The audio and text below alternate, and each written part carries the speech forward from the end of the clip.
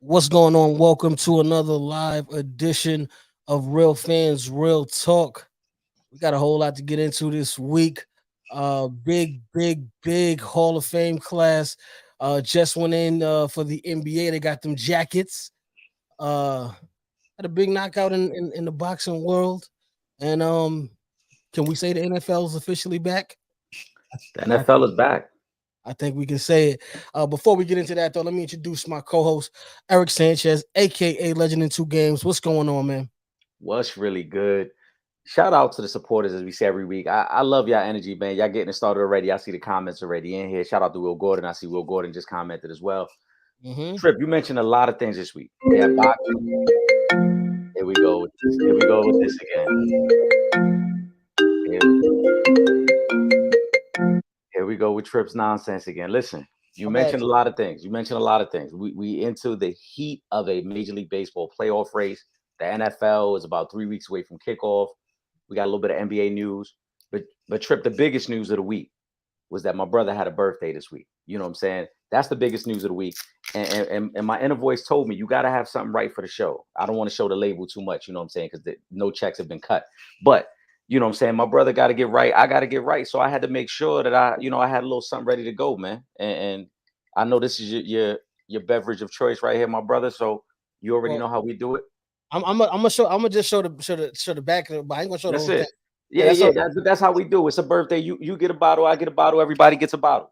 only because I'm going to the whole exhibit next weekend, so I'm gonna show Support the the dude. whole. So yeah, so I gotta do that. I gotta say thank you though to everybody that showed me love this past week on the B day. Everybody that called me, text me, I seen the supporters as well, showing the kid love. So I appreciate all of y'all. Um, I can't complain, man. I'm blessed and highly favored. But let's get into some stuff, man. Hall of Fame. This was a class where I'm like, okay, yeah, we got one here because you had my main man Dwayne Wade, aka Flash, aka three-time NBA champion, aka Finals MVP, aka definitely was at his last game, aka we be outside. Then you had Pau Gasol. You know, there are a lot of international players in this Hall of Fame class. You had the great Dirk Nowitzki, the first ever European born MVP in the NBA.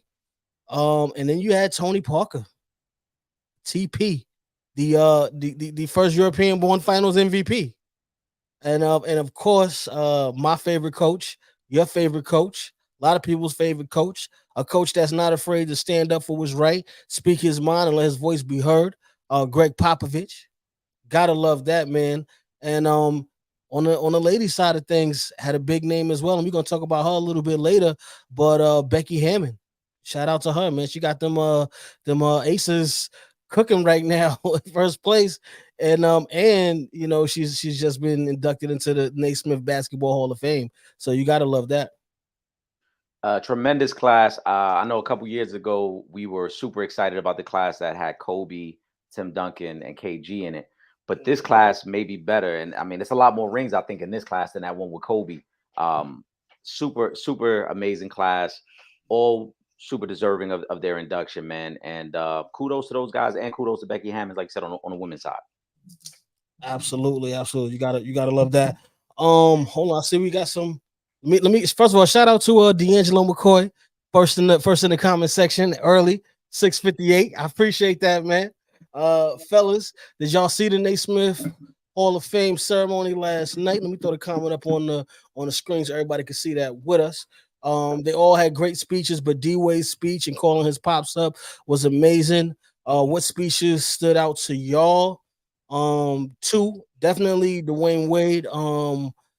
Paying homage to his father. You gotta love that because it just shows, he understands that when we have these successes, there's people around us, certain people who, even though you may not see them, they're a big part of the reason that we're able to get to where we get to. And he wanted to pay that homage to his father. Eric and I, we pay homage to our mothers all the time for what they've, helped us to accomplish in our lives. So we definitely get that. And the other one would be Pau Gasol. who paid homage to the late great Kobe Bryant. Kobe had a big part in the reason that Pau Gasol was able to stand up there and be inducted into the Hall of Fame. Those two championship teams with the Lakers, with their three, Kobe, Gasol, Bynum, they had those guys out there. So, those would be the two for me. What about you, Eric? I agree. Obviously, D Wade in that moment, bringing his dad up there, and obviously, I can only imagine what that moment must have been like for his dad. Is like, you think about the journey of trying to motivate your son and trying to keep him on a straight path. He comes from Chicago. It's not the easiest city to grow up in. You know what I'm saying? So to keep your son on a straight and narrow, and then think about the milestones along the way, going to Marquette and the March Madness run that he had there. Going to Miami and having the success he had there as a young player early on in his career, and then to get to this point where it's like we're in the Hall of Fame and we're talking about probably, you can make the debate, and I'm sure we will because that's what we do here. But you can make the serious debate that D Wade is the third greatest shooting guard of all time. And so, for his dad, that's one of those moments where you look back at the journey, you're like, wow, I just can't believe we're here. And then Powell, because Powell has always shown so much love and respect and admiration for Kobe. He said himself, Kobe was the one who had to get him in line. When they lost to Boston, he had to get him in line because he knew Powell was going to have to be tougher for them to win a championship. And then also just their relationship as competitors, because it was highlighted in the Redeem Team doc when Kobe was like, I'm putting my shoulder right into his chest to start the game. Like, that's my brother, but when we on the court, we not friends. So those two to me stuck out the most. Yeah, absolutely. But again, great careers all around. Dirk Nowitzki, man, what can you say about Dirk Nowitzki, man? Just everything he did for the Dallas Mavericks organization, getting them, their championship ring, getting an MVP with the Dallas Mavericks. You know what I did? I did like when he was telling a story about dunking on Mark Cuban. I thought that was dope. As well, man. You gotta love Dirk, man. Dirk is a good dude. You don't hear negative stuff about Dirk. Just positive, and he rock with us too. He of the culture. He you know. definitely of the culture. And and listen, I want to say too, man, for all young athletes, because we always try to give the young athletes as much motivation as possible. Dirk should be a guy that you pay attention to because it was not handed to him. People criticized that he was a lottery pick.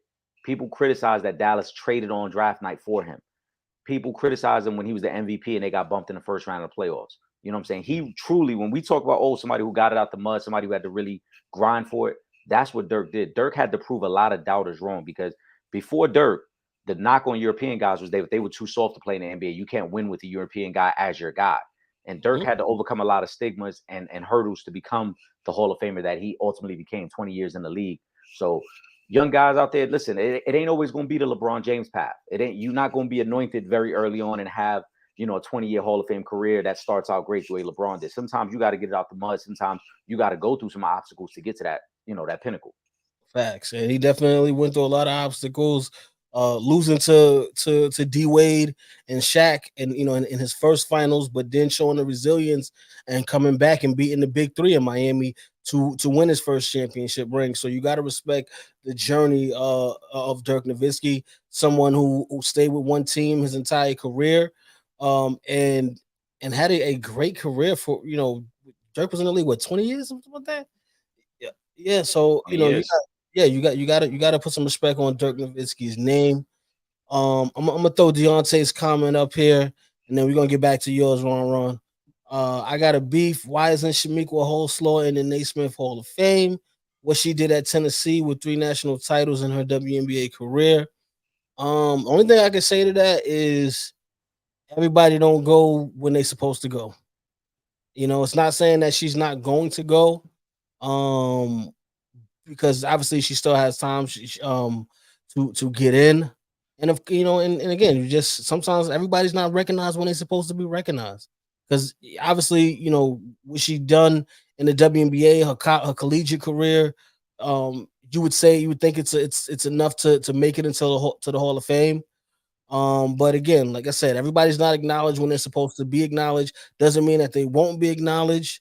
I'm actually supposed to be having a sit down with Shmigga Holslaw very soon. So when I do get the opportunity, I'll definitely talk to her about that. See how she feels about it. Yeah, and I correct me if I'm wrong. I do believe that the collegiate career gets its own Hall of Fame separate from the Naismith. So the resume I think is strong enough. She should be in, but it also depends sometimes on the class that you're trying to go on with, and sometimes you can get overshadowed. She was an amazing player during her time, and she deserves to be in. Point blank, period. We'll say that. Yeah. So listen, again, hopefully it does it happens. And I'm sure it will eventually. Because again, you can't deny her career. The resume is impeccable. You can't deny that. So I'm sure she will eventually. Again, we don't always get what we want when we want it, how we want it. But we got to take it when we can. I do believe she will be in the Hall of Fame when it's all said and done. I agree, but sometimes it takes a little longer for certain players. Yeah, let me throw up Pooh's comment here while we talking Hall of Fame. Shout out to Pooh too. Pooh checking in with us during the week, seeing what time. I told her I had to apologize to her. Last week was my birthday. That's why we started the show a little bit early. But we back to our regular 7 o'clock schedule, and we're going to continue for the most part with the 7 o'clock schedule. The only times we make changes if we're at an event or if we have a special interview that we can't do on a Sunday and maybe we have to do it on a Monday or a Saturday evening. Other than that, though, we should be maintaining the 7 o'clock schedule moving forward on Sunday nights.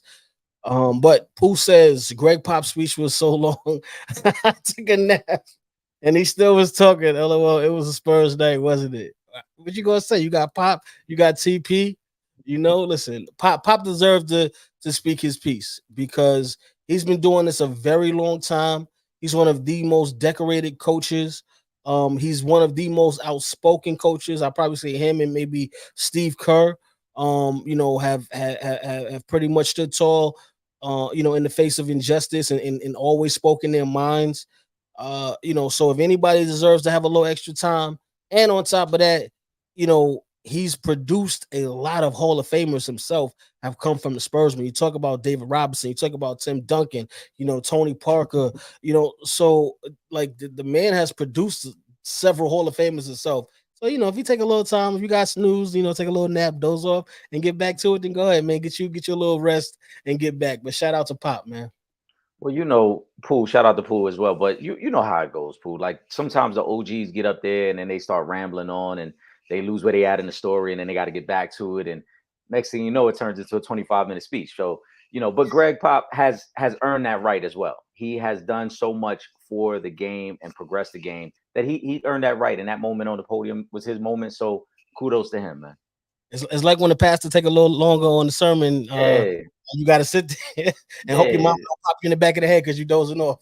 Yeah, you gotta find a way to stay awake for that joint. Like, Pooh obviously was struggling to stay awake. Like I said, took a nap, woke up, he was still at it.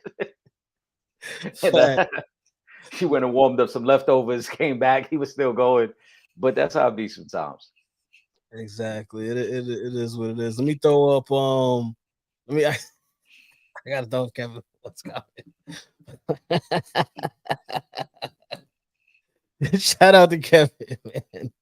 Oh man, we gonna be good. We're gonna be good. We had a little technical difficulties. Yeah. And actually, it wasn't our fault this time. It was more about the streaming platform. But yeah, we was ready at 6:58. We was ready. Hold on. First of all, you see, we was typing in the comments to y'all. Yeah, so we was ready. We just had to take care of some things, but I didn't realize how close Kobe was to Pal, and he stays close with Kobe's wife and kids. Awesome. Did Pal do enough to be in the Lakers? I'm assuming that's supposed to be Raptors. 2 championships with the team. I'd say yeah, and he's a Hall of Famer. Yeah, I think you could put Pal up there. I mean, I feel like you could put LeBron up there at this point in the Raptors just to retire. We're talking about retiring the jersey. So, you know what I'm saying? So, but 2 championship rings with the Lakers. I believe he had a couple of All-Star appearances as well with the Lakers. So, I think hang his just jersey. And again, he's in the Hall of Fame because of his Lakers resume. and and in Memphis he was really good as well. But Powell had a really good career before coming to LA, but he made the Hall of Fame based off of what he was able to accomplish with Kobe and the rest of those guys in LA. So I say you could definitely put that jersey in the Raptors. Yeah, no, the Laker portion of his resume is what pushes it over the top and makes him a Hall of Famer. Yeah. But I think he has deserved the right to be in the Staples Center rafters now because of the 2 championships, 3 finals appearances, multiple All-Star appearances. I believe he was selected All NBA at least 3 times while a Laker, either first, second, and third team, at least 3 times while he was there with them. And also, you got to remember at that point when Powell got there, that was after the Shaq era. They had gone through a little bit of a drought of not winning, and then Powell being a key factor of pushing them back up into one of the elite teams in the league. So I think he's deserving of being in the Raptors. Yeah, absolutely. I definitely agree with that. Let me see. I see Hoops Nation up here. Shout out to Hoops Nation. I love how D Wade showed so much love to Allen Iverson. Iverson, you could tell, was clearing his throat. Iverson will cry. He gets so easy. Iverson gonna be 50 rocking them braids, ain't he? Yeah, that's his thing, man. AI's a trendsetter, man. AI changed the league from a swag standpoint. If not anything else, definitely he changed the whole swag of the league. I believe Wade was talking about the arm sleeve and whatnot. That coming from AI. I just saw AI posted a picture on his Instagram. He had the Wade. He was rocking the Wade jersey jacket. He had on something He like that. he had the So blazer, and then he had them stitch in yeah. the three with the weight on the back. Hmm. Major kudos. But yeah, I mean, AI, man, AI's done so much to progress the game. AI brought just a different energy to the NBA. And again, talk about time frames and periods within the league. That was at a time when there was no one who played like AI, who looked like AI, who handled Yeah. themselves the way AI did. And he changed the game for everyone and every athlete that came in after him. And I don't think it was just basketball. I think you saw the AI experience transition over into football as well. You saw this transition into other sports because guys wanted to just be able to be themselves the way AI was. Yeah. Facts. Facts. Facts. Let me throw up Hoop Baller Scoop because we speaking about Shamika Holstor. He says, remember Holstor had off court stuff with the shooting. Sometimes they use your off court stuff against you. Absolutely. They they will. You gotta keep your nose clean. Just you know, at the end of the day, the NBA is a brand and it's a family brand. So WNBA is included as well. Same thing. These are family brands. Families come to support the NBA, the WNBA, the NFL, Major League Baseball, NHL. Families are coming to watch these games. Families are spending their money. So for the most part, yeah, they kind of want you to be squeaky clean. And again, when you're not squeaky clean, a lot of times the media will run with that narrative because at the end of the day, they trying to sell magazines, they trying to sell papers, they trying to get them streams up. So if you out here messing up, they definitely gonna put your business out there, and that's gonna make it even harder for you. Now obviously, Barry had allegedly, with the steroid stuff. They ain't say he ain't test positive, so I'm not going with that narrative. But you know, a lot of times Barry would get into it with the media and they felt he was arrogant. They felt he was an asshole, and I know that takes a large part too, and the fact that he hasn't been elected into the Hall of Fame because once people feel like you on that type of time and they're just not gonna make it easy on you. Well, Trip, I always appreciate when you try to take the high road and you don't want to. You try to soften the blow for those that are responsible for the injustices that take place sometimes. Barry Bonds is not in the Hall of Fame because specifically the white media now has the power over Barry Bonds. When he was in the league and he wouldn't kiss their ass, part of my language, Mhm. they couldn't wait to kind of stick it to him. Pause. In terms of like now we get our get back because there is no other reason why Barry Bonds is not in the Major League Baseball Hall of Fame. And for anybody who says, "Oh, it's because of steroids," well, then why is Ivan Rodriguez in the Major League Baseball Hall of Fame? Because Ivan Rodriguez was in the Mitchell Report and also tested positive. So if he got in, and granted, Pudge Rodriguez is the greatest catcher, you can make the debate between Pudge and Mike Piazza. I think Pudge was a better catcher than Mike Piazza was, and that's coming from a Mets fan. But if you're gonna say Pudge can get in, even though he tested positive, even though he was in a Mitchell report, then there's no reason Barry Bonds cannot get in, because Barry Bonds was the greatest player during his era. You can make the argument Barry Bonds is the greatest left fielder of all time. I've had this debate plenty of times. As I said, I'm a huge King Griffey Jr. fan, but the best baseball player I've seen in my lifetime is Barry Bonds. Yeah. He's the only guy with 400 plus home runs and 400 plus stolen bases, multiple time Gold Glover, 7-time MVP. If you want to say steroids, all right. Even before steroids were even an allegation, he was already a 3-time MVP. Barry Bonds did everything you could do on a baseball field. So only reason Barry Bonds is not in the Hall of Fame is because specifically the white media knows that now is their chance to get back at Barry Bonds for the way he treated them during his playing career. And in terms of Shamika Holdsclaw, and as you mentioned as well, to stay on topic, that does play a big factor. We cannot ignore that. This is $1 billion industry, and they want you to give off a certain image. So I don't think that we can ignore some of those off the court things. Granted, they were a long time ago, but that does play a factor in how you are perceived by those with the power. Yeah, absolutely, absolutely, guys. We're gonna get to the Joshua fight a little bit later on in the show, as well as the NFL list. So don't worry, we still got a couple of more comments to get to before we get there. Shout out to BBR Productions. That's Ray Sean out there. Big shout out to Ray Sean. That's the home team. All right, let me go back up now. I'm gonna go to Ron's comment because that was next on the rundown. Anyway, 76ers are ending James Harden trade talks. They're saying he's planning on not reporting to camp. I'm tired of James Harden's non-playoff winning ass. I'm tired of James Harden's non-playoff winning ass too. Now he pretty much forced his way up out of Houston. He pretty much forced his way up out of Brooklyn. Now he's about to force his way up out of the 76ers. Listen, man, I guess he keeps moving because he wants to, or at least I'm hoping he keep moving because he wants to win. I know now he's saying that he wants to go to the Clippers.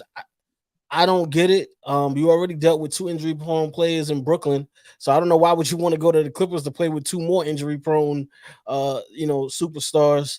But that's where he wants to go, and the rumors are he's not planning on coming to camp. And I love that the Sixers have put their foot down and they're not budging right now either.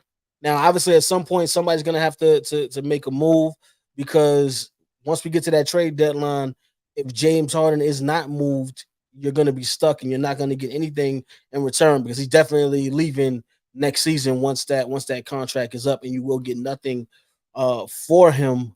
But I mean, I don't know, man. You're in a situation where you got Joel Embiid, who's top 5 player out there. The MVP of the league. You're supposed to be a top 10 player at least. And they got a couple other pieces. I don't know why you don't want to, make that push and try to get it going and get things going in Philly. But he wants to. It seems like every time things get tough and there's no immediate win or there's no sight.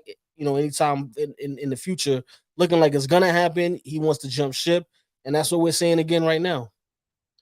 Well, I mean, he wants to jump ship because the biggest issue with James Harden is accountability and his lack of it. He does not want to take accountability. He does not want to be a guy who has to actually be a leader. He just wants to put up a bunch of shots. He wants to do what he wants to do on the court, and then if he plays well, hey, we should applaud him. And if he doesn't play well, we should make excuses for him, at least according to his logic.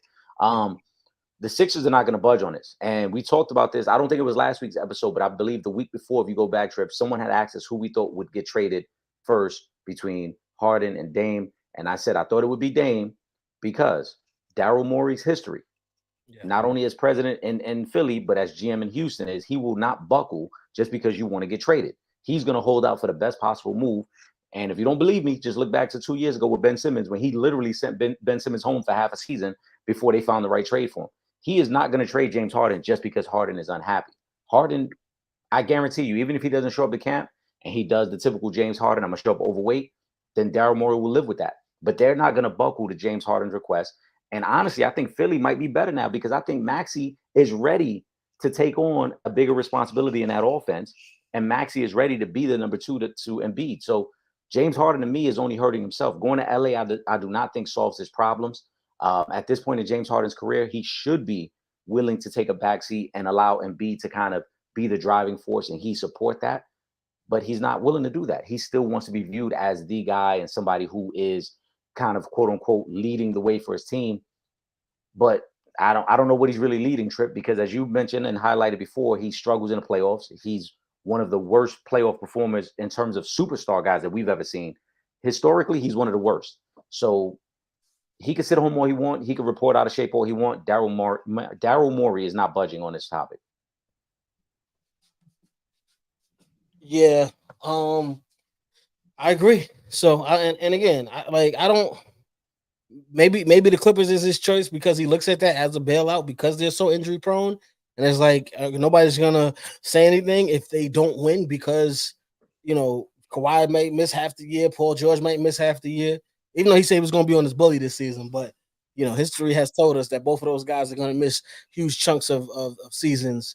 So I don't know. All I know is I think we could, can we put this Harden over Wade talk to bed now? Because let's get into it. Let's get into it. Let's talk about it. I think it was it? Oh man. Oh, Jeff Teague. Jeff Teague was the one. I like these football questions coming into. These some really good football questions. Yeah, we're gonna get to that in a second. Jeff Teague was saying that he thought that James Harden was better than Dwayne Wade. I prefer to differ. Eric, you spoke early on in the program about how D Wade is arguably the third best shooting guard of all time. I don't hear too many people saying that James Harden is the third best shooting guard of all time. Like I haven't heard that narrative from anybody in any ESPN, Fox, and CBN. Anybody, I haven't heard that narrative from anyone that James Harden is arguably the third best shooting guard of all time. But again, I mean, we're talking about Dwayne Wade. Just D Wade just went into the Hall of Fame. That D Wade right there. Again, I mentioned some of his accolades earlier. 3-time NBA champion, Finals MVP, All NBA, All Defense. He's had as well all the All-Star appearances. I mean, Dwayne Wade, man. I don't know, man. I can't see him with Harden. Anybody that jumps ship every chance they get, I can't just put you over somebody who actually is leading teams to championships. So, shout out to Drunk. Drunk, this is about the 4th or 5th time you've tuned in and you've been right on point, and I think you've been stealing from my notes. So I gotta be careful when I write out my notes in the future. But Drunk makes a great point, short and sweet, right to the point. Pause. If you're talking about accolades and just pure watching somebody play, Harden might be better. Right. And I really had to take a step back, too, because I respect Jeff Teague. Jeff Teague was a good player in the league for a very long time. So Jeff Teague ain't one of these guys who was a scrub in the league and now trying to critique guys. He played at a very high level and was a good ball player. But James Harden finished top 3 in the MVP voting at least 3 times in his career. Dwayne Wade never finished that high 3 times in his career. Harden's a 3-time scoring champ. Wade is a 1-time scoring champ. First team All NBA, Harden has 6, Wade has 2. All-Star appearances are pretty close. Harden 10-time All-Star, Wade is 13-time All-Star. Scoring leader, you got Harden 3 times, Wade was a 1-time scoring leader. In terms of numbers across the board, Harden for his career is 24, 5, and 7. Wade is 22, 4, and 5. And with all that being said, Dwayne Wade was still a better ball player. Because if you told me that my life was on the line or I needed to win this game, I'm going with Dwayne Wade because I know more times than not he's going to show up, he's going to give me the best effort, and he's probably going to find a way to win that game. James Harden has probably played with more Hall of Famers than anyone else in the league aside from maybe KD, because KD is just ridiculous at this point, the amount of Hall of Famers KD has played with. But it's a fact. But James Harden has had support everywhere he has gone, and yet he can't even get back to the finals. And his only finals appearance was when he was the 6th man on the team with KD and Russell Westbrook. In Houston, when they gave him Dwight Howard, when they gave him Chris Paul, when they gave him Russell Westbrook, it still couldn't work. He couldn't get you to a finals. When he got to Brooklyn, he couldn't stay healthy to get you to a finals. When he got to Philly, he couldn't play well enough to get you to a finals. Dwayne Wade, no matter what, you knew when you turned on the game that night, you knew you were going to get a great performance from Dwayne Wade. And that was with the injury slowing him down and everything. Dwayne Wade was the better overall player the resume might be stronger for James Harden in terms of like individual stats. But again, life on the line, you got to choose between the two. I'm sure you agree with me, and I'm sure most of the people in the comment section will agree with me. I'm taking Dwayne Wade over James Harden. I gotta agree with you on that one, sir. I'm about winning. I'm about winning games. I'm about winning championships. I'll take 22. What you say it was? It was 22 and 22, 4.7 assists, 5.4 rebounds. to 20, was it 25? You said it was? 24.7 points, 5.6 rebounds, 7 assists. I'll take the 22 to go along with 3 championships and the finals MVP over the 25. And you haven't even been to the finals as the best player on your team, or even as a starter. Yep. I'll take that any day of the week. I'm sorry. And I always say this too, because this is why I hate the comparison of eras. James Harden played for a coach and played in an era where stylistically they treated him like an AAU star. They basically gave him the ball and said, "Do what you want." Mike D'Antoni would give him the ball and high pick and roll all game. I don't care, left side, right side, just going to run high pick and roll all day. James Harden will hunt out fouls. We've talked about this plenty of times. With Harden would live at the free throw line in a way that no other superstar has ever lived at the free throw line. You're talking about 10 plus, 12 plus free throws a game, where you're cashing in almost half of your points from the free throw line. Dwayne Wade played in an era where he was not allowed that same flexibility. Dwayne Wade had to play off the ball a little bit more. Dwayne Wade wasn't just given the keys as the pseudo point guard the way James Harden was for the peak of his career. And I think that speaks to those MVP years where James Harden, if you look at his usage rate is historically one of the greatest ever, because D'Antoni basically was saying, Harden, take the ball, do what you want. We're not even running offense. Just if you want to run pick and roll all game, go run pick and roll all game for 48 minutes. I don't care. Yeah, it is what it is, man. But number facts though. Your guys, New York, gave an extension to Josh Hart, was 4 years, 81 million, if I'm not mistaken, or 80 million, something like that. What's your thoughts, man? Because I know you're the Knicks fan on the show, so price tag was a little high, but I understand why we did it. Mainly, he did work with us because he opted into his final year, which allowed us the flexibility to go get Dante DiVincenzo to add another piece here. I think we also overpaid for him now. By year 3, year 4, it won't seem that crazy because, again, the cap goes up every year. But the real reason for this move now is it gives the Knicks the flexibility. If RJ Barrett does not play well early in the year, I think RJ Barrett will be traded. And with having Josh Hart, Dante DiVincenzo, and then the young guys like Grimes and McBride, RJ Barrett becomes much more expendable at this point. So it's a couple layers to it. It's not just the number on the salary side of it. It's also now the flexibility to make other moves. Yeah. All right. Well, he didn't get extended off Team USA hype drunk. Josh Hart played really well for the Knicks last year, and after the trade, and Josh Hart was a big reason why they beat Cleveland in the first round of playoffs last year. His defense on Garland at times was really good. He took Garland out of that series. Facts. Yeah, he did. He earned that. He earned that contract. Shout out to the NBA. Some polls were done. They had the stats come out. The NBA got an A+ for their racial hiring practices. I gotta pour another drink to that. Yeah. Well, hey, I'm gonna finish that one. Yeah, we're refreshing. Come on. They have the most minority coaches of all the leagues, which I mean, obviously that's not surprising. We know what's going on with the NBA right now. They're making the effort. They're not just talking about it; they're actually being about it.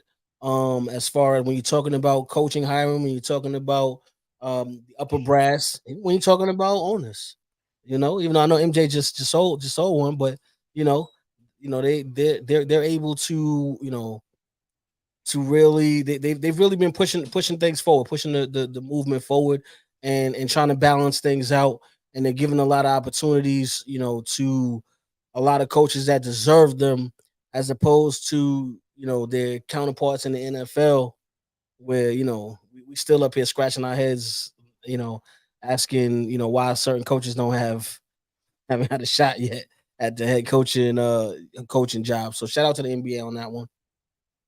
Of course, the NBA has been well ahead of the curve, and they've made the effort. And I think that's the one thing that we need to applaud. We can't try to nitpick, oh, well, they ain't do this or they ain't do that. Like they making the effort. The NFL ain't making the effort, and Major League Baseball damn sure ain't making the effort. So at least the NBA can say that they're listening to their players and trying to make the effort. It's always going to be an ongoing battle because we know that the powers that be are not the same complexion as the guys who are really bringing in the money on the court. But at least you have someone in Adam Silver who's willing to listen and try to come to an equal medium of like, let's try to appease everyone. Yeah, absolutely. Let's get Ron's question out the way before we switch over to Ooh, NFL. yeah, we're gonna get to Ron Ron's. Please get to Amani's question to end the show. I love that question as well. We got to get to that to end the show. Okay. What's y'all thoughts on this current USA team? I know they made me third tier players, but do you still see us winning the gold? Um, I I can't say it's 100% guarantee, but this is just the FIBA. This is the World Championships. I'd be more concerned if this was our Olympic team. But the stars don't really be trying to do all the extra years leading up to the Olympics. They kind of just want to just hop right on the team when when the Olympics come around. So I do think the roster will look different for the Olympics. But I think with this team here, although I do like a lot of these guys, I do understand that again, this is not our best team that could have been assembled.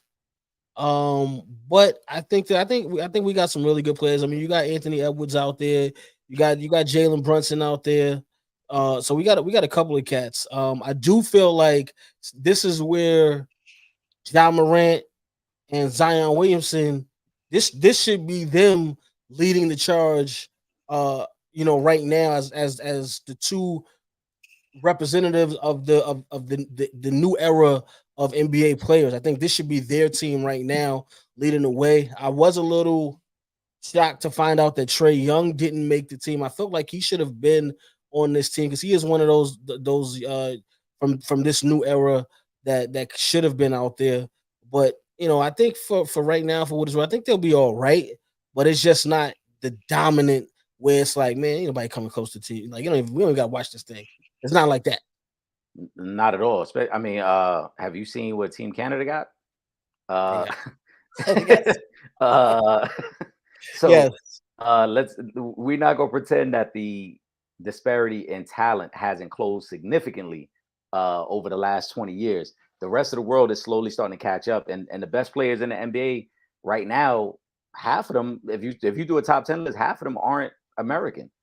You saw Drunk commented on Luca. You got the Joker, right? You got a lot of guys. Canada got some great guys over there as well with Jamal Murray, with Shea Gilgeous-Alexander, with Wiggins. So there's a lot of talent all over the world right now. And USA is gonna have to bring in the heavy hitters when the Olympics come around. Right now, you can get away with this type of team, but when yeah, the Olympics come around, and you got teams that have way bigger star power, and then also these teams that have been together for a long time.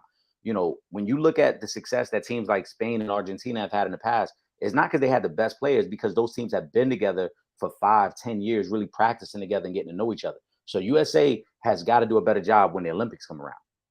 yeah, you're absolutely right. Because that chemistry can beat, as you said, third tier talent. Yeah. When you're talking about guys that have probably played together for 10, 15 years, the chemistry that they're gonna have for a bunch of, for the most part, these are all just the young guys in the league. I don't really think there's not even really realistically a superstar on this team on the roster. I don't think there's any superstars on the roster. Luckily for them, Giannis is injured right now, so he's not going to be playing. So that's one less thing you got to worry about. They beat was Slovenia. Luka was out the last game, so But again, I don't. We don't. I'm pretty certain that we're not going to see this exact roster come Olympics. Again, veterans, they not trying to play all of these summers leading up to the Olympics. They want to come in, make sure everything is good when it's really game time. That's when they want to come in and set the tone. And I think again for the Olympics, I think we'll be fine. I think it's just the field. This is anybody's championship to win. It could be the U.S., but it could also be Canada. It could be Spain. Could everybody's got their hat in the ring on this one, and it's anybody's tournament. When we get to the Real Olympics and we got our actual team, I hope that John Morant, has his act together by then, and hopefully we can see him out there because I really believe he should be out there leading this team right now. Um, if Zion can actually stay healthy and really start to, build on his career, he's another one that I would love to see playing on the Olympic team. As far as the new guys go, and then if Steph want to get one more run out there, I wouldn't mind Steph getting another run. Maybe Dame going back out there just to get a couple of the veterans, back onto the roster. But hey, I think we'll be fine come Olympics. Yeah, but you're right. This is supposed to be the time where Ja and Zion kind of take the torch from the previous regime. They're supposed to be now the new guys that are running the league, and Ja's got to get his situations right off the court. Zion got to get healthy, but they are supposed to be the guys who now carry Team USA. I see KD in the comments. I don't know if KD will ever do it again because at this point in KD, he in his career, he is trying to win another championship, and he's dealt with so many injuries recently. I don't know if he can risk it. Steph is already in his mid 30s. Is it worth it for Steph to go out there and play? Same thing with Dame. So it sounds great on paper, but really it's supposed to be the young guys now. The young guys are now supposed to be carrying the flag and elevating Team USA. Yeah, I'm just gonna throw a couple of drunks comments. This I'm telling you, Drunk one of my favorite supporters because it's like Drunk. It's almost like Drunk being the conversations we be having off air. All I said was I would like for him to play, and that him and Josh should be the two marquee names on this roster, and that's not happening. But yeah, if he can't stay on the court for the Pelicans, I don't know what he's gonna do. Yep, Canada team is stacked, and let me just throw this last one up. I was praying Luka today because I wanted to see him cook the USA, but yeah, it's over for that balling. But let's get into some NFL talk. Preseason is back. I want to say shout out to Damar Hamlin, who made his way back after dealing with the cardiac arrest on the field in that Bills Bengals game that was cut short this past season. It was good to see him back out there. He got a couple of tackles. He looked pretty good. I'm happy for him. I'm happy for his family to see him back out there on the field playing. Absolutely. It's a blessing that he's back and able to play. One of the things we heard at the time when that incident happened was that it was a freak accident and that it was just the timing of the hit that caused him to go into cardiac arrest. So as we talked about before, if he gets clearance from the doctors, I'm okay with it. I'm happy to see him back on the field. And I hope that he can pick up where he left off last year because he was having a really good season. I believe he was leading the Bills in tackles when he went out last year. So I would love to see him back on the field and try to help this Buffalo team who's trying to get back to a Super Bowl. Yeah. Yeah. Gotta love that. I'm happy about that. Let me go to Drunk is out of control, man. That's why I gotta skip over some of his comments. We gotta go. Let me get some of these people out of the way because Drunk gonna go in a minute. Is he Drunk, drinking? He might be drunk. Let me know. Like you said, they gave a 6-6 on Madden. Now, this might be a fucked up joke to make. What is his injury rating looking like now? Because this is an injury you never seen before in football. So, like, they gave him a terrible injury rating as well. I'm just wondering. Drunk brought it up, so now it got me curious to wonder, like, yo, so is his injury rating low too? Like, what's going on? Is it fatigue low? Why would you give the man a 66? He was a starting safety when he got hurt last year. 66 is crazy. He was starting safety because they was dealing with injuries, though. To be fair, right. But if anybody else who plays, like at that time, he had already started, I think, like 7 games for them. Normally, you're not a starter on the team and your rating is below a 70. Normally, I can understand if people like, oh, he's a 71, 72, but a 66 is wild. Like, there's rookies that come in the game with a higher rating than that. Yeah, I know that was. But whatever, he got a chance to get his numbers up. He just got to play well, and he'll get his numbers up. Let me just say, D'Angelo. I would love to bring her on Real Fans Real Talk, but I'm actually doing it for the next documentary that I'm going to be shooting. If I can bring her on to Real Fans Real Talk, I absolutely will, because I know you guys will have a lot of questions for her. But that won't be for another month or month and a half, something like that, when I'm actually going to be sitting down with her. But yeah, but definitely if I can, I will bring her on to the show. And if I can't bring her on to the show, I'll definitely get some content that I will be able to bring back to you guys for that one. Let's go to this rating.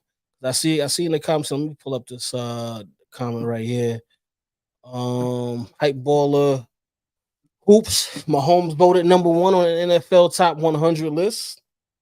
I mean, did you think it was going to be anybody else? We've only been saying he's on the Mount Rushmore for the past year. We've only been saying that. Come on, guys. You know Patrick Mahomes was going to be the number one guy on the list. He's only coming off of getting a final Super Bowl MVP, winning a Super Bowl, winning a regular season MVP, on 1.5 legs. So I'm just he's only done that stuff. So that I clearly there's no one in this league that should be ranked ahead of Patrick Mahomes. I'm sorry, Uh, the man does it all. What are you gonna say? Hype Baller Hoops. He put the dot at the end as if like it was debatable. Tell me who you would put number one. And in the words of my man Spaniard on Gladiator, are you not entertained? Like Trip said, on 1.5 legs, he out there winning Super Bowls. He's scrambling for the key first down in a Super Bowl on a bad ankle. He's winning AFC Championship games on one leg. So who would be number one if not Mahomes? He is the best player in the league right now. He's by far the best quarterback in the league right now. And he is leading what I consider to be the best team in football right now. 5 straight AFC Championship games, 2 Super Bowls. There isn't a team in the AFC that's better, and I don't think there's a team in the NFL that's better than the Chiefs. So Mahomes number one is easy. Facts. I mean, it don't take rocket science to figure that one out, man. I'm sorry. He is number one.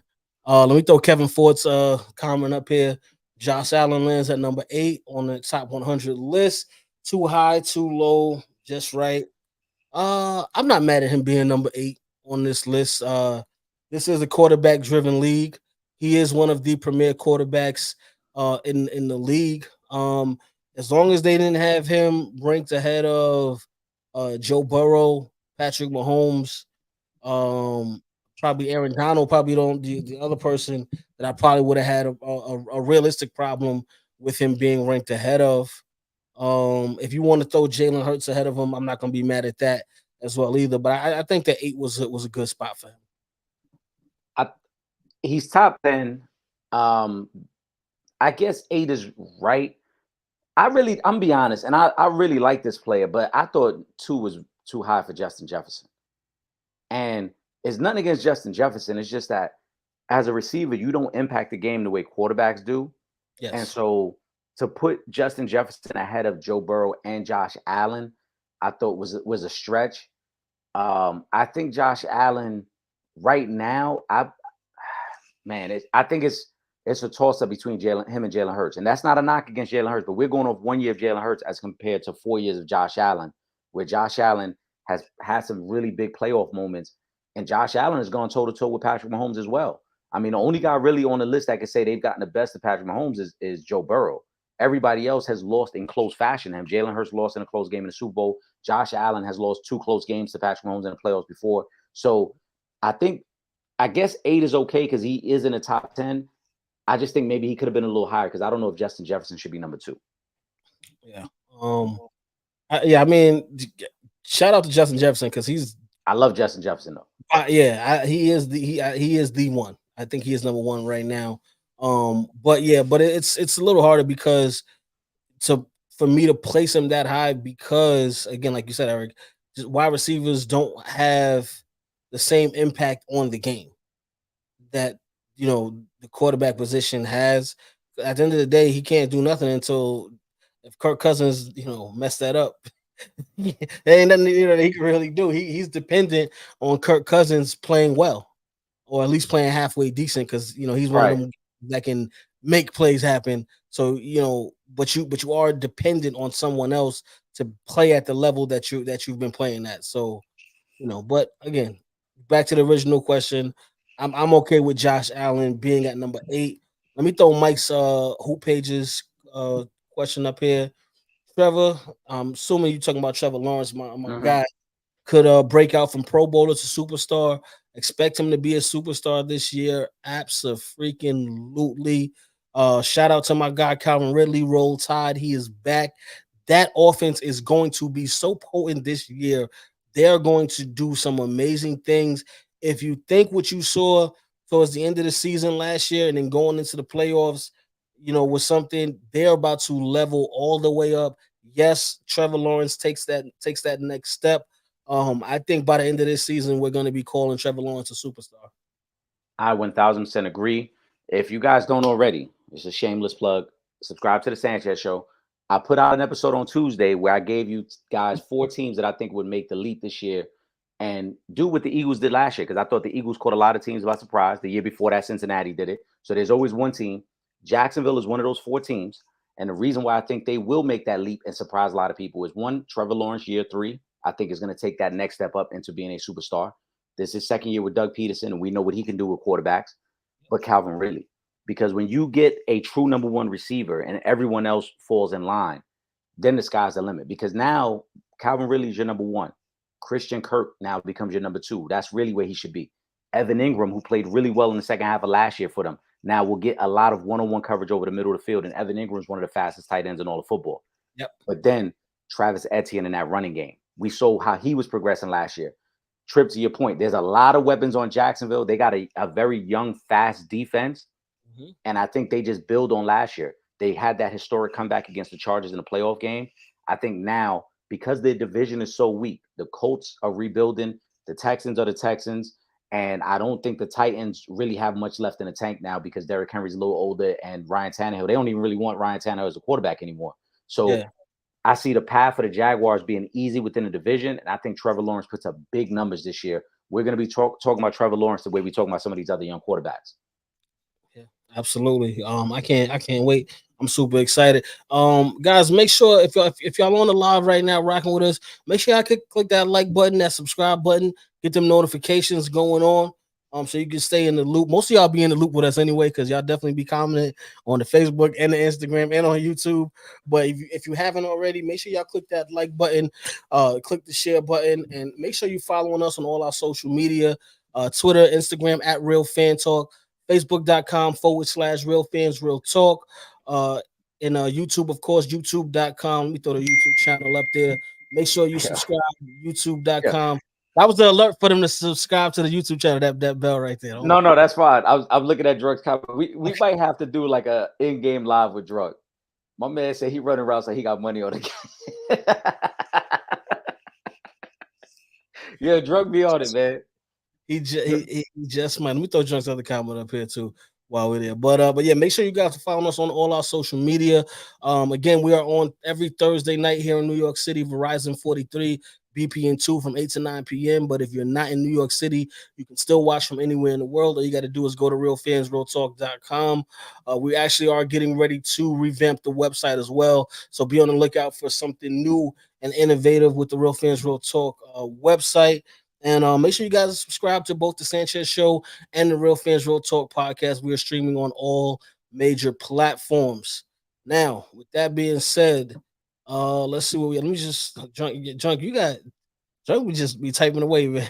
Let me spread out some of these comments here. Let me throw Pool's comment. What up, Pool? Can the Seahawks be among NFC's elite? I don't think they're ready for prime time just yet. I love Geno Smith. I love that he had a bounce back year this past season for the Seahawks. I love that he got the bag. But I don't think they're ready to be on the elite list. First of all, I think there's only 2 elite teams in the NFC right now anyway, and that's the 49ers and the Philadelphia Eagles. I think those are the only 2 elite teams in the NFC. But I don't think the Seahawks are ready to take that next step. I love DK. Lockett. I think they got a very good young running back. That really kind of showed out last season and played well above what anybody thought he was going to do. But I don't know if they're ready to be in the elite category just yet. I have to disagree with you. I think they are, and I'll say this: the NFC is going to take a major step back this year because when you say elite, who are we really talking about? We're talking about Philly. We're talking about San Fran. Other than that, there is no team that we would consider elite. I don't think the Cowboys are elite. I don't think the Giants are elite. I don't think Minnesota's elite. The quarterback play in the NFC also takes a step back as well because after Jalen Hurts, there's a major drop off with the next best quarterback. Like, who's the second best quarterback in the NFC, Trip? Is it Kirk Cousins? Is it Geno Smith? Like, Kyler Murray's going to miss the whole year, so it's probably not Kyler Murray. Maybe Matthew Stafford, but the Rams, I think, are in a rebuild mode and they're not a true playoff contender. So I think the Seahawks can be elite. You talked about Kenneth Walker at running back, Smith and Jogba, the receiver out of Ohio State that they brought in, I think is going to be a great addition for them. But the young pieces on their defense, if their defense takes that next step up, because I think their offense is really good. If their defense takes a step up with all those young players in their secondary, then that's what can make them elite. And they won't rely on Geno to really light you up or do anything like that. It'll just be a balanced attack.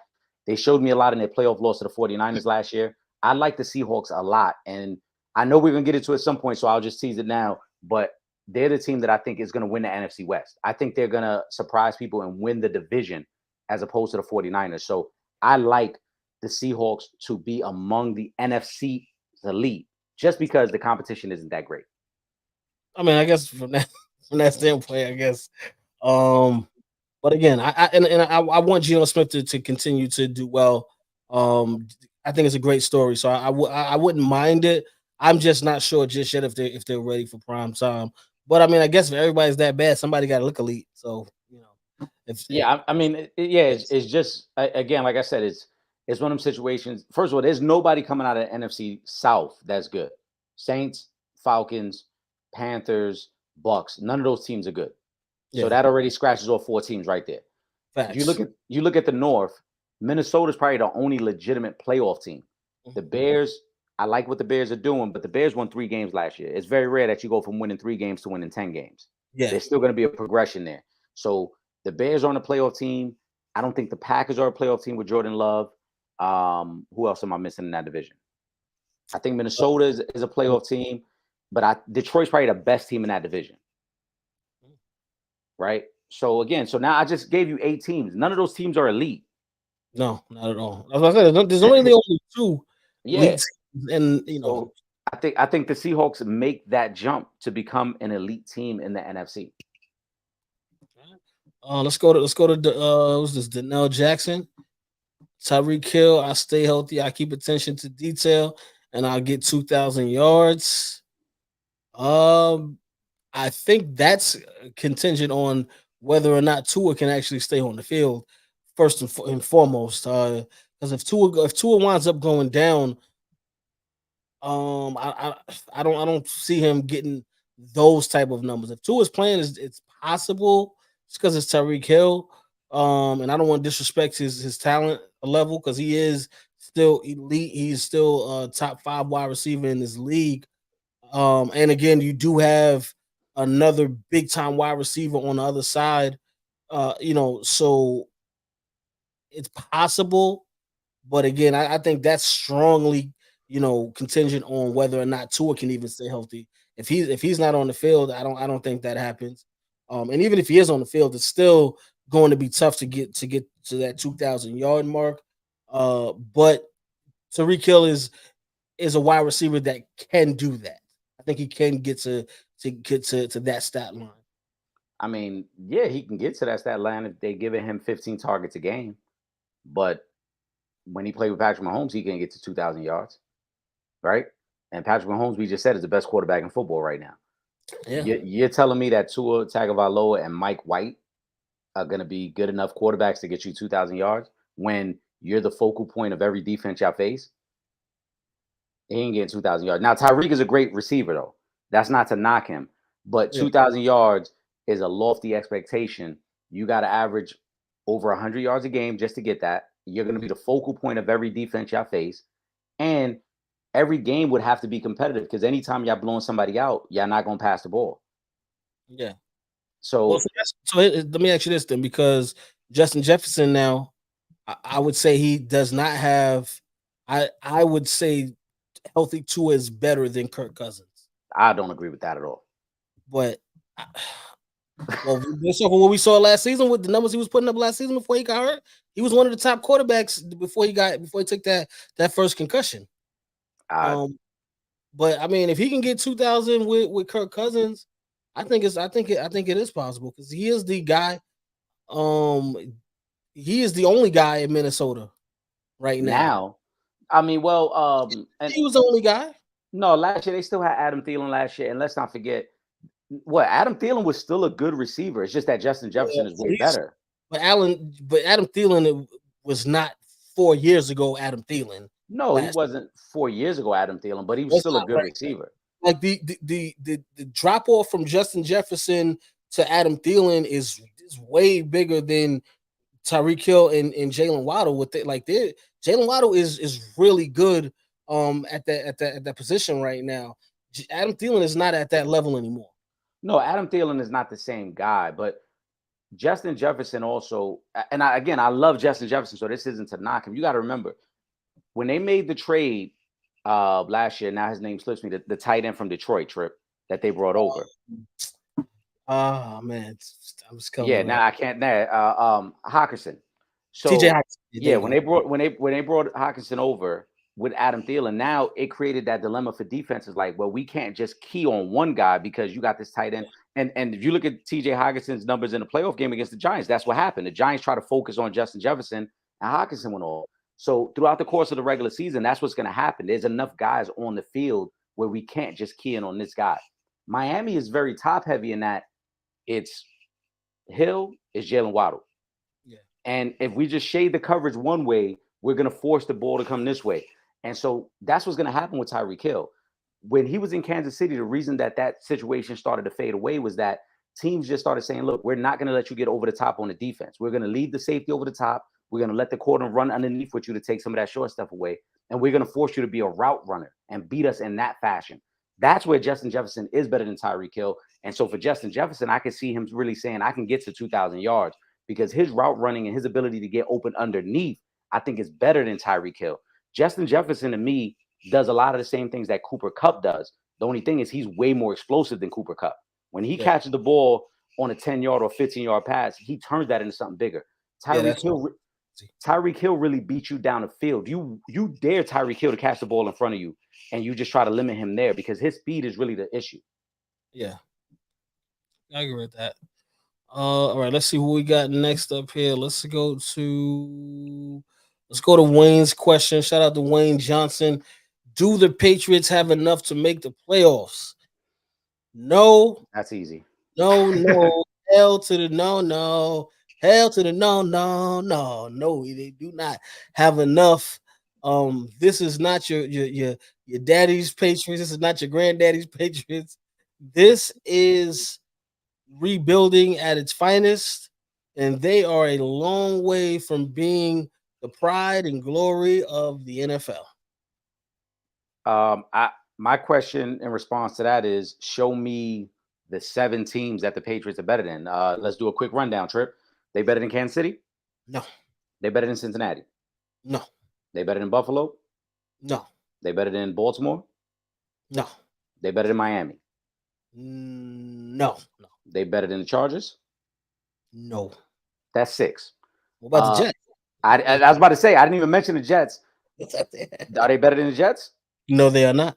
That's 7. And that would also mean that the Patriots are the worst team in their own division because I just named 3 teams in their division. They're better than yes. All right. Now, are they better than Cleveland?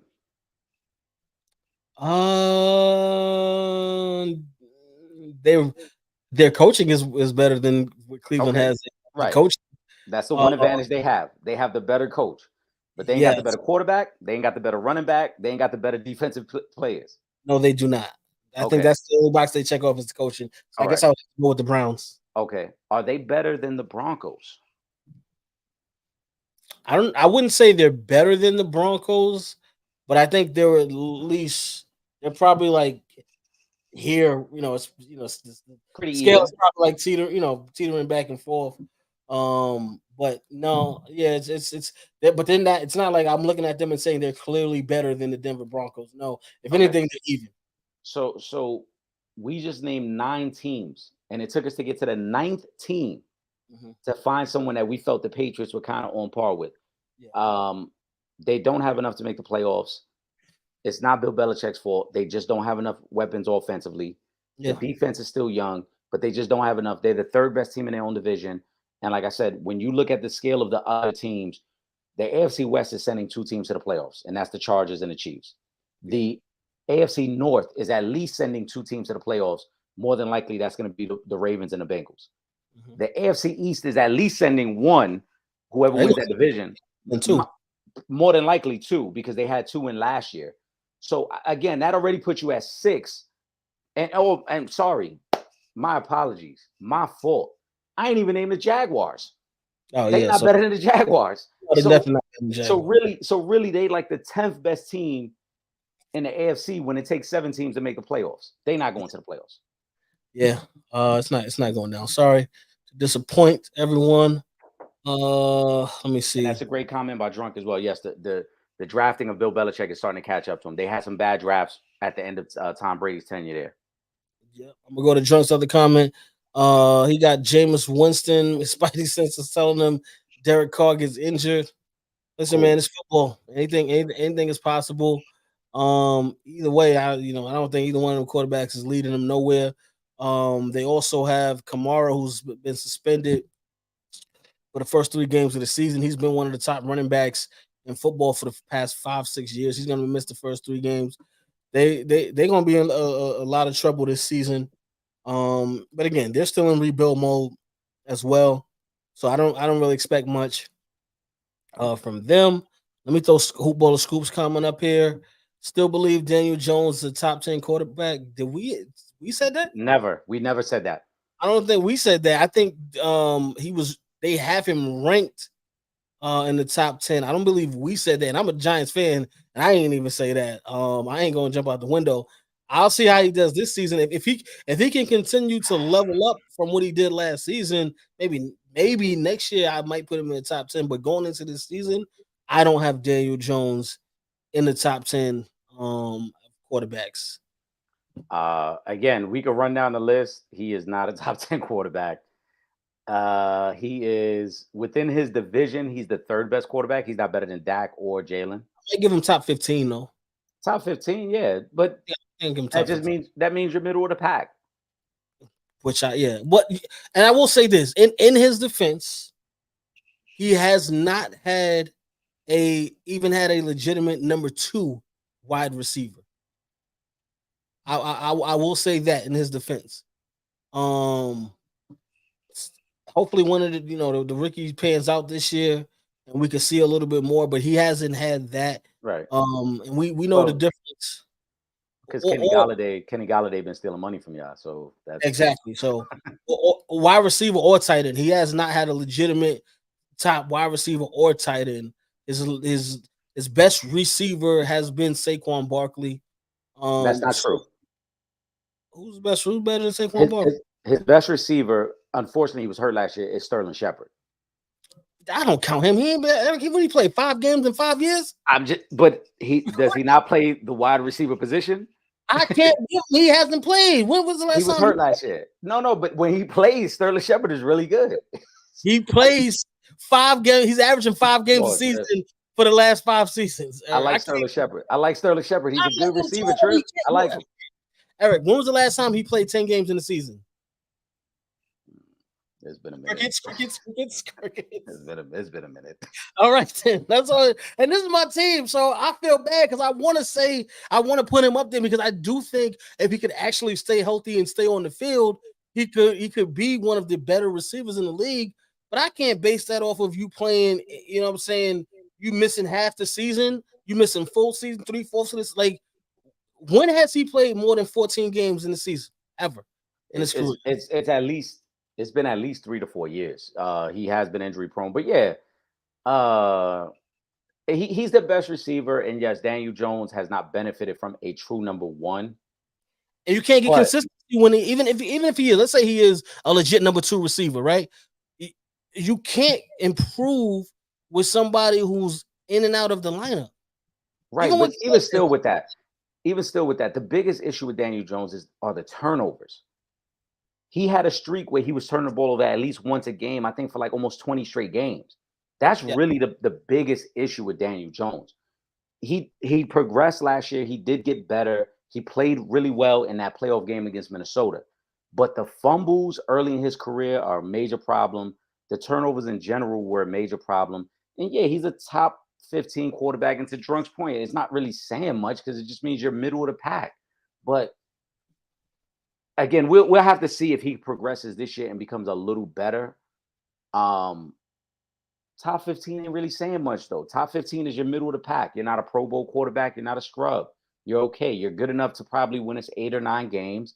You're good enough to keep us in contention, but you're not good enough to put us in position where we could be a Super Bowl contender. And that's what this is really about. You're playing for chips. yeah. Well, listen, he's gonna need some. He gonna need some help.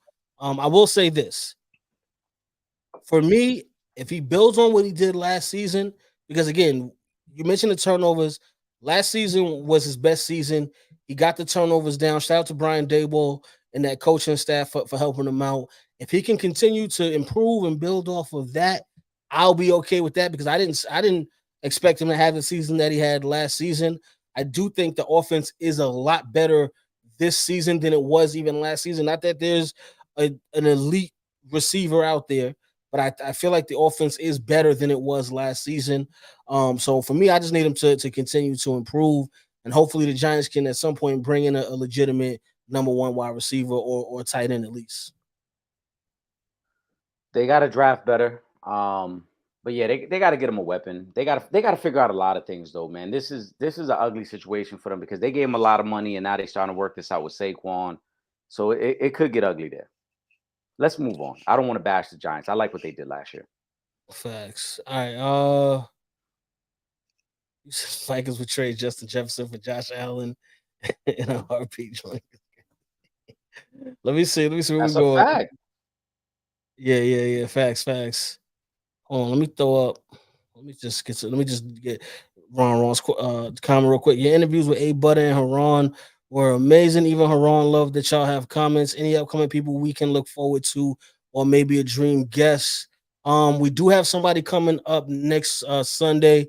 For all you Madden fans out there, y'all know Madden 24 is dropping on the 18th. So we are going to have the Hot 97's Hip Hop Gamer pull up on the show. If you don't know about him, you need to get to know. If you're in the gaming at all, you should know who the Hip Hop Gamer is. He was actually with us judging this year at the Born for Peace dunk contest. He was our celebrity guest judge. He's at High 97 right now, and he's pretty much all over the gaming world. So you should know the Hip Hop Gamer. But if not, you're gonna get the chance to get to know him. One thing I'm gonna tell you about the Hip Hop Gamer is his energy level is unmatched, and it's always gonna be a good time when he's in the building. He's gonna be joining us next week talking Madden. And we're gonna rock out. So we got him, and we Nikki Avi and Renee will be up here as well soon. They were gonna come. They would have come tonight, but they're actually playing a championship game tonight. I want to say either Dykeman or Gersh. They're actually playing right now, so they couldn't do it this week. But we are gonna get them on the program as well. So just stay tuned. We're gonna be bringing some more of the family members up as well. So just stay tuned and keep it locked with us. Make sure you guys are following us on all of our social media. That's the best way to keep in the know of everything that's going on, and you can get all of that information. Let me go to the next comment. Let me see who else is up here. Let me see. Let me throw Lene's question up here. Hold on. Lene, I saw y'all interview Big Gene from Bad Boy. What percentage of what he says do y'all feel is true? And not just on your show. He's been on tons of shows. Almost got hatred for Puffy. Like with he think a little bit is true, but some shit seems like he makes it up. I'm gonna tell you right now. If you guys don't know, I am the connoisseur when it comes to all things Gene Deal. I shot Raw Deal the last big night. If you guys didn't know that already, that was my first documentary that I did. I'm gonna tell you right now, Gene ain't lying. He's not lying. And when you see what we're about to do next, and I'm not even supposed to be letting the cat out the bag, but I'm gonna let the cat out. I'm gonna give y'all, just because it's y'all and y'all rock with us. Shout out to Lene. We getting ready to do something right now that's unprecedented, unheard of, that a lot of people will not do.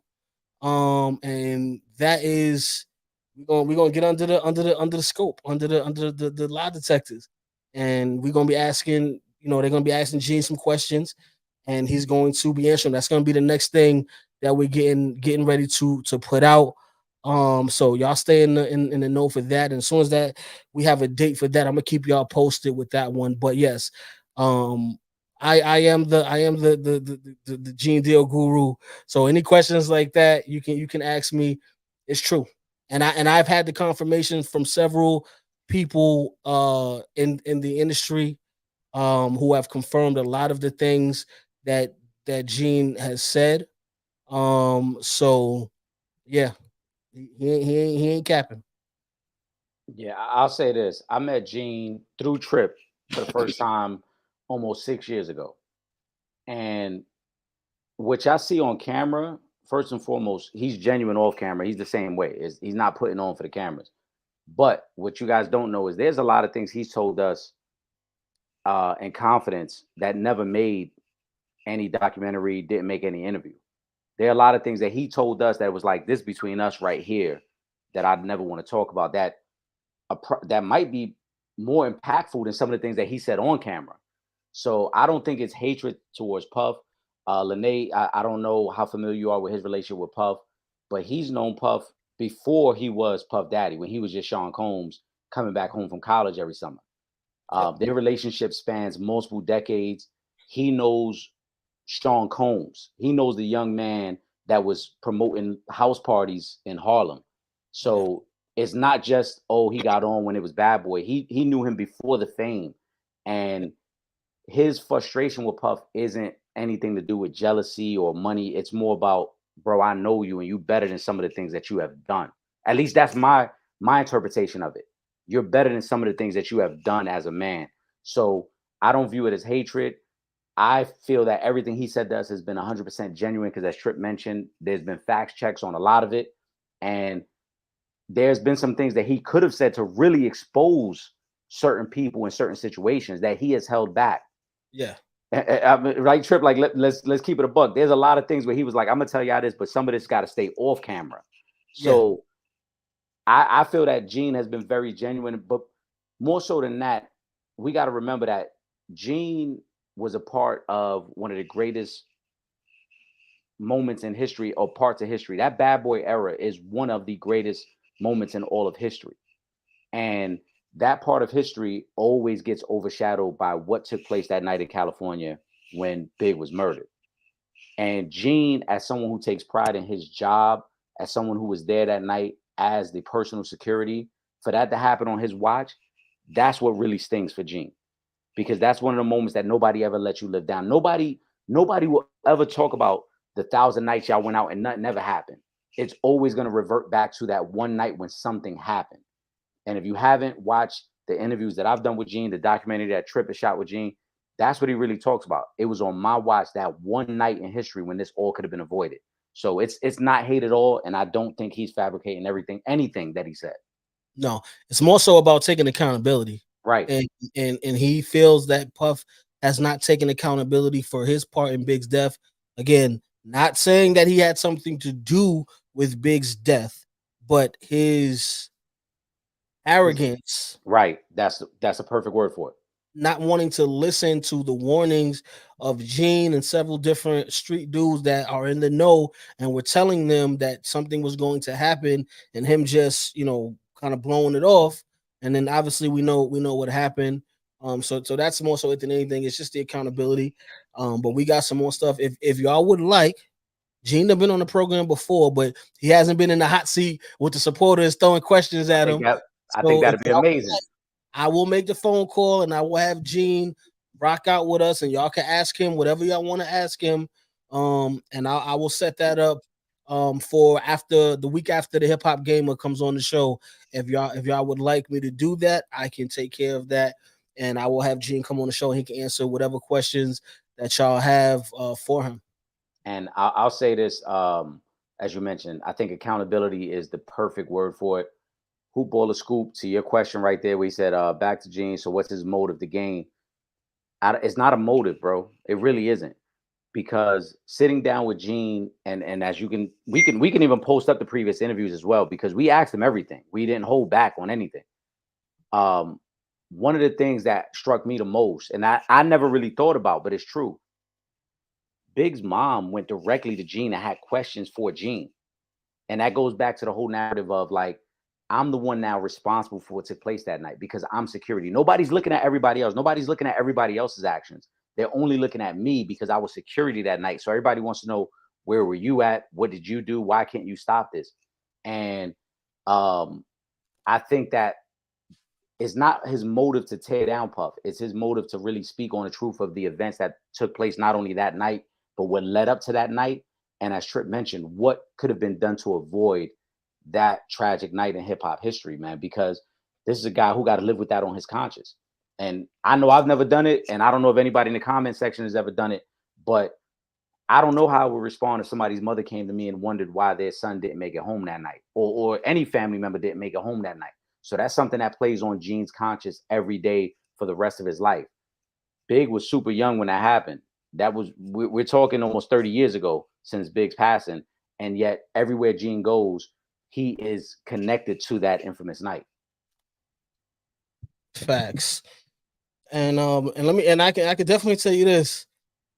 It ain't about no money and all of that when you're talking about spilling dirt or whatever, however you want to call it. Cause Gene good, trust. He's good. So I didn't say G. I didn't say Gene with his jewelry. He don't let me rock one of his one of his bracelets before and his brolic. So ain't no Gene good. He doing well. He'll tell you himself. He got his pension coming in. He good money. So it ain't about that.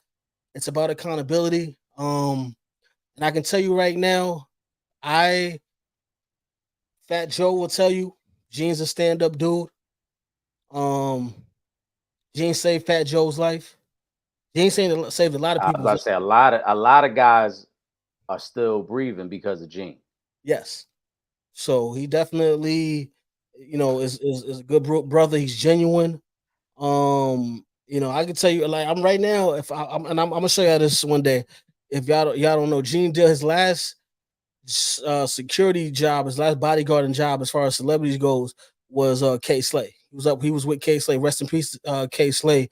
Up until when he passed, he was with K Slay, and early on when I like around the time when I first started shooting a documentary with Gene, and people tell you stuff, but it's like whatever. You might say something, and I felt the same way as y'all did.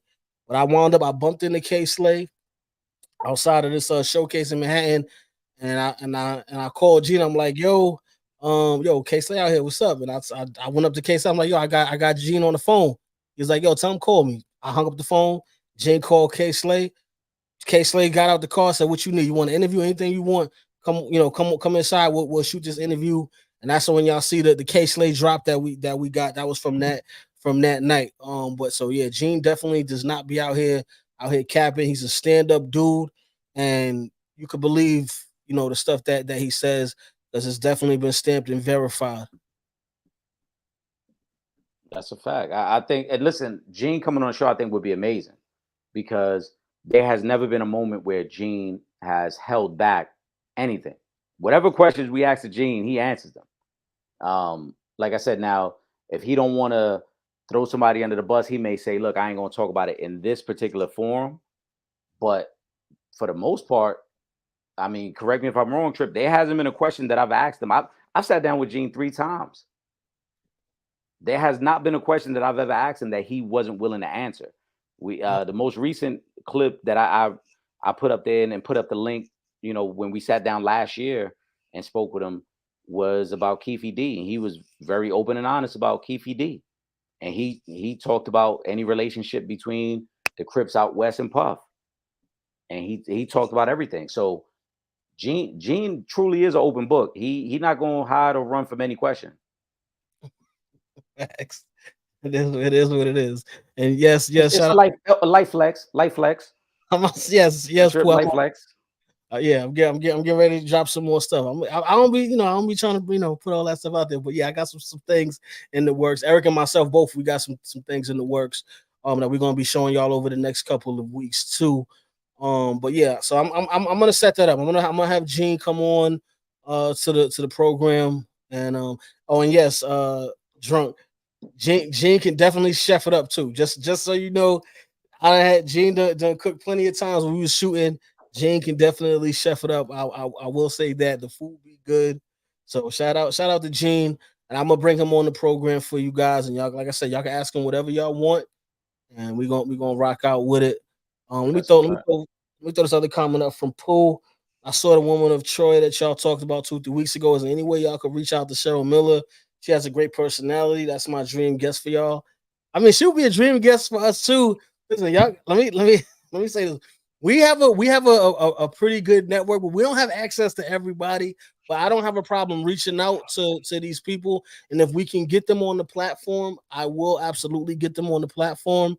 I think once I start shooting this next documentary, I'm gonna have access to some different people, so I may be able to work a couple of these things out for you guys. I can't give y'all too much. I already gave y'all got a lot. Told y'all who I was gonna be sitting down. One of the people that's gonna be on this next documentary that I'm doing, but I can't give y'all too much more info right now because we're like just now getting into pre-production on the doc. But again, I will talk to these people and I'll work on bringing them onto the show because I know you guys got a lot of questions, and I do love the fact that you guys come up here and you have your questions and comments, and y'all be going in when we have these guests, and there's nothing but love. So I will work on that as well. And I think it was Ron that had said last week. We didn't forget about you, Ron. Yes, we reached out to Teaspoon. And once if we're able to make that happen, trust me, we would love to have her on the program for the entire the entire hour or even to go into overtime like we've been doing. So we are working on certain things. Everything is in time. You gotta be patient though. Everything comes in due time. You said Cheryl might have IG. You gotta check and see if she does. I'll drop her a DM if she does. And see what's going on because I would love to interview Cheryl Miller. Like I'm a huge fan of Cheryl Miller, so I would definitely love to make that happen. Now Crazy. I would love to get Cheryl Miller on because I got a lot of questions I would love to ask her. But I'll say this: if we reach out, we need the supporters to have our back. Y'all got to flood the comment section and let her know that she got to come to Real Fans Real Talk. You know what I'm saying? Don't leave us stranded. Don't leave. Thank you, Pooh. Look, Pooh put it right there. All right, so look, we're gonna do this trip. We're gonna edit this clip. We're gonna put up the post. We're gonna have to put it Okay. and tag her in it. But then Yes. y'all gotta support us and back us up and make sure y'all flood the comment section. Like she gotta come to Real Fans Real Talk because we got so many things to discuss with Cheryl Miller, not only her playing career, but her journalism career afterwards, because she made the smooth transition. And I could be wrong, but I think she was like the first prominent female on the sideline reporting journalistic angle for TNT as well. You know, before we highlight Doris Burke and Malika Andrews and Rachel Nichols and all the women doing their thing, but Cheryl Miller was before them. So I would love to get into all that with her. Facts. I got to shut a hold on. I got to pull this IG up. Let me take my phone back off of airplane mode for a second because I'm not sure who it is, but he definitely be holding us down, atting all of these people and trying to get them to on the platform. So I want to shout him out. I want to make sure I get the Instagram name right for who it is. I think Drunk, it's you good. Drunk, you good. He said soon as Cheryl see my comments and make that weird look, I'm out. Nah, you good, drunk. Come on, man, you good. Jefferson Jungle 101. I don't know who that is, but he definitely be I need y'all to follow suit.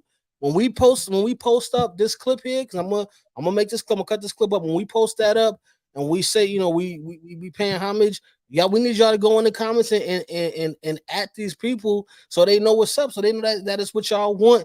It's not just about what we want, it's about what y'all want too. We try to make sure we can, look out for y'all and get the people that y'all want on the show.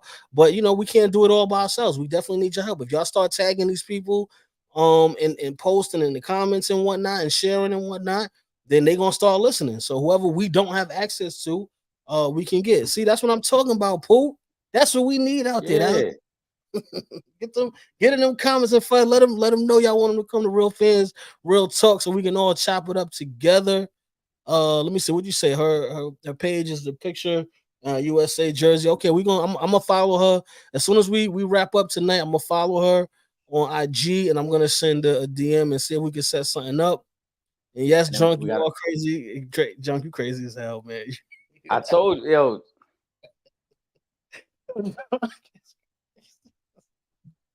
Oh my goodness, man. We gonna work it out though. We definitely gonna work it out.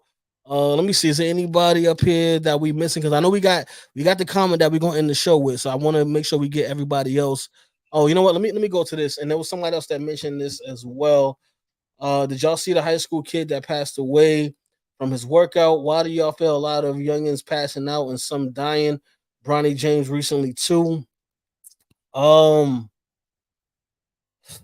I, the only thing I could say is you have people that are trying to become pro athletes, and these kids start off really young. You're talking about AAU basketball. You got some kids starting from 8 and 9 years old. Same thing. Like I film football, and I've been filming youth football for maybe 10 years now. So you're seeing kids from 8 years old playing games at high levels all the way up until they get to high school. That's a lot of wear and tear that you're putting on your body. If you've dealt with any injuries, just the amount of work that you have to put in to become a professional athlete. That's why everyone is not in the NBA. Everyone is not in the NFL. Everyone is not in Major League Baseball. Everyone is not in the NHL. Everyone is not on the ATP tour playing tennis. You have to be the elite of the elite. Even who was it? 400 players in the NBA, something like that. What's the exact number?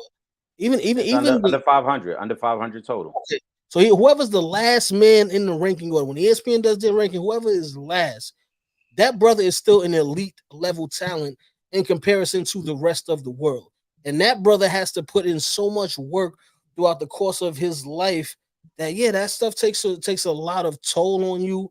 And then we don't know as far as because you can never tell what a person's going through mentally, spiritually, on top of everything that they're dealing with physically, and all of that stuff plays a part. And then unfortunately, you have instances like this, or you have instances like what happened with Bronny James. Thank God, that Bronny was okay, but unfortunately, this young man was not. It's tough, man. It's sad. It really is sad. But I mean, what's the balance? Because we know there's a certain amount of work that you have to put in from a young age if you are going to be an elite level athlete at the pro level. I want to say this, man. And I see Hoop Ball Scoop commented. I think somebody else put this in there as well. To attribute this young man's death to the COVID shot, I think is wrong, and it's disrespectful to his family. Mm-hmm. I agree. Damn near every player in the NBA got the COVID shot. So now we're gonna say because young athlete has cardiac arrest or passed away that it had to be the COVID shot. So to Tripp's point, what about the 400 some odd athletes who are playing 80 plus games a year and working out all year? You know, why haven't they dropped dead? And that's not to make light of it. I'm just saying, like, if we're gonna say that, then that should be universal across the board. That's disrespectful to his family. We don't know if this young man had any health related issues prior to this. We don't know what this young man might have been dealing with before this, So let's not attribute it just to a COVID shot. I think what Tripp said is true and it gets overlooked so often. We have put this emphasis on young athletes now maintaining a professional workload. Like, really think about how many games these young basketball players play every year. They're on 2 or 3 AAU teams, they're on traveling teams, they're playing for their high school. By the end of the year, they played almost 200 games. And that's not even to mention the workouts now, because now we've come to a point as a sports society where if you want to make that next level, like Tripp mentioned, you got to have a personal trainer. We got to see you in the gym with the Chris Brickleys of the world. We got to see you in the gym with the top-notch guys. putting up shots, because that's the only way that Instagram believes that you're really doing it. And so there's been this pressure put on young athletes to maintain this professional workload while their bodies are still developing, mind you. We applaud the 11-year-old who has a video with a personal trainer because, like, oh, he's the next one. And we put this type of pressure on those kids. And then when their body can't maintain that workload that we're putting on them, we wonder, oh, why is this happening? Well, because we're expecting a 12-year-old, 13, 14, 15-year-old to maintain the pace that a grown man could maintain. And so I don't know the details behind this young man losing his life. I don't know all the details behind Bronny James going into cardiac arrest. But what I do know is that a lot of these young guys are playing way more games than they should be playing. In our era, when we grew up, and I'm sure most of the people in the comment section will feel the same way. When we grew up, we played whatever was in season. When I was growing up, baseball was my first love. But when it was football season, I played football. When it was basketball season, I played basketball. There was no emphasis on being in the gym 24 hours a day and maintaining a workload as if I was going to go pro in one particular sport. It was whatever was in season, and that's what you played. And the best guys played whatever their best sport was. And now you look at Bronny James has been groomed to be in the NBA. And we've talked about this. Oh, LeBron is going to wait till Bronny gets in the league, and Bronny's with a personal trainer, and Bronny's going to Sierra Canyon, where they groom the best athletes. And not one time did we stop and think, like, can his body maintain the workload that's being put on it right now? Can his body really withstand what is being asked of it at this moment? So, thoughts and prayers to that young man's family. But I think all across the board, we need to take a step back and really think about what we're asking these young athletes to do, because we're asking them to maintain a workload that's really meant for a grown person. But we're saying you got to do it at 15, 16 years old, because that's the only way you're going to make it to the league. That's the only way you do it. And I think that's unfair. And let me put some respect on the young man's name, Caleb White, out of Alabama. Rest in peace. Condolences to the family, to the friends. Definitely a tragic story. I mean, we never want to see anybody pass in Right. that manner, but definitely not a kid, because that was a child, 17 years old. But when you're chasing a dream, there's things that you got to do to accomplish that dream. Unfortunately, for athletes, it's a big physical toll on your body when you're trying to become a pro. Yeah. Imagine, it's worse when you look at football players and what they have to go through. Like I've seen, filming high school players. I've seen players get carted off the field. I spoke about, shout out to Josiah Brown. I literally am at the game, filming the game, when he gets hit, a helmet to helmet hit, and gets carted off the field with a concussion. You know what I mean? So I've seen this. I've seen it up close and in person with these kids, and what they go through the wear and tear on their body. And then when you add injuries into play as well, it's a tough life when you're trying to become a pro athlete. Unfortunately, this young man lost his life. And very unfortunate. And I hate that it's become this conspiracy theory of like, oh, well, he got the COVID shot. So what reasoning were we using when NFL players die of heat stroke at NFL camp? We're not saying it's any vaccination they took. We're saying that body got overworked in that moment. You know what I'm saying? Like, and very possible, again, you're talking about a young man, the stress that's being put on his body. Anybody who's a parent could comment this and they notice. Most kids is running on fumes anyway. They stay up all night. They wake up when they want. They on their phones. They on a video game. They rip it and running when they want. And we did it as well, Trip. When we was younger, we could go off 2-3 hours of sleep. We could just do it. So we don't know what this young man's body had already been through prior to that. You're talking a high-level athlete, young athlete who's being pushed to the brink. And at some point, the body's going to say enough is enough. I don't think we should just simplify it and say, oh, it had to be the shot. We don't know that, because we got thousands of professional athletes who got the shot, who work out every day. They not dropping dead. Yeah. So, it is what it is. We're gonna take these last three. I'm gonna take Drunk, Hoop Baller, Scoop, and then we're gonna go back and I think that was Imani's comment about the 50 years of hip hop, and we're Oh gonna get yeah, that yeah, yeah, yeah, yeah. We gotta get that. We gotta get finished. that. We damn near about to be at 2 hours, but that's how much we appreciate y'all. You know what I'm saying? I love that y'all continue to rock out with us every week because we damn near about to be on 2 hours on this live. But for y'all, we gonna do that, man. So I'm gonna get to Drunk's comment first, then we're gonna go to Hoop Baller Scoop, and then we're gonna finish with Imani. Y'all think NBA will give Bronny the Sharif O'Neal treatment? Uh Crazy because I feel like Sharif O'Neal was a higher prospect before he had was it the heart issues that But he he was had a dealing with. surgery. Yeah. Um I can't say just because we got to get through this year first. I think any however it goes is going to be contingent on what he does this year because again, he does have to play 1 year before he's eligible to even get into the NBA. So if he goes into this year and does well, I think it'll just be regular. I think he'll wind up getting into the draft. I think he was projected.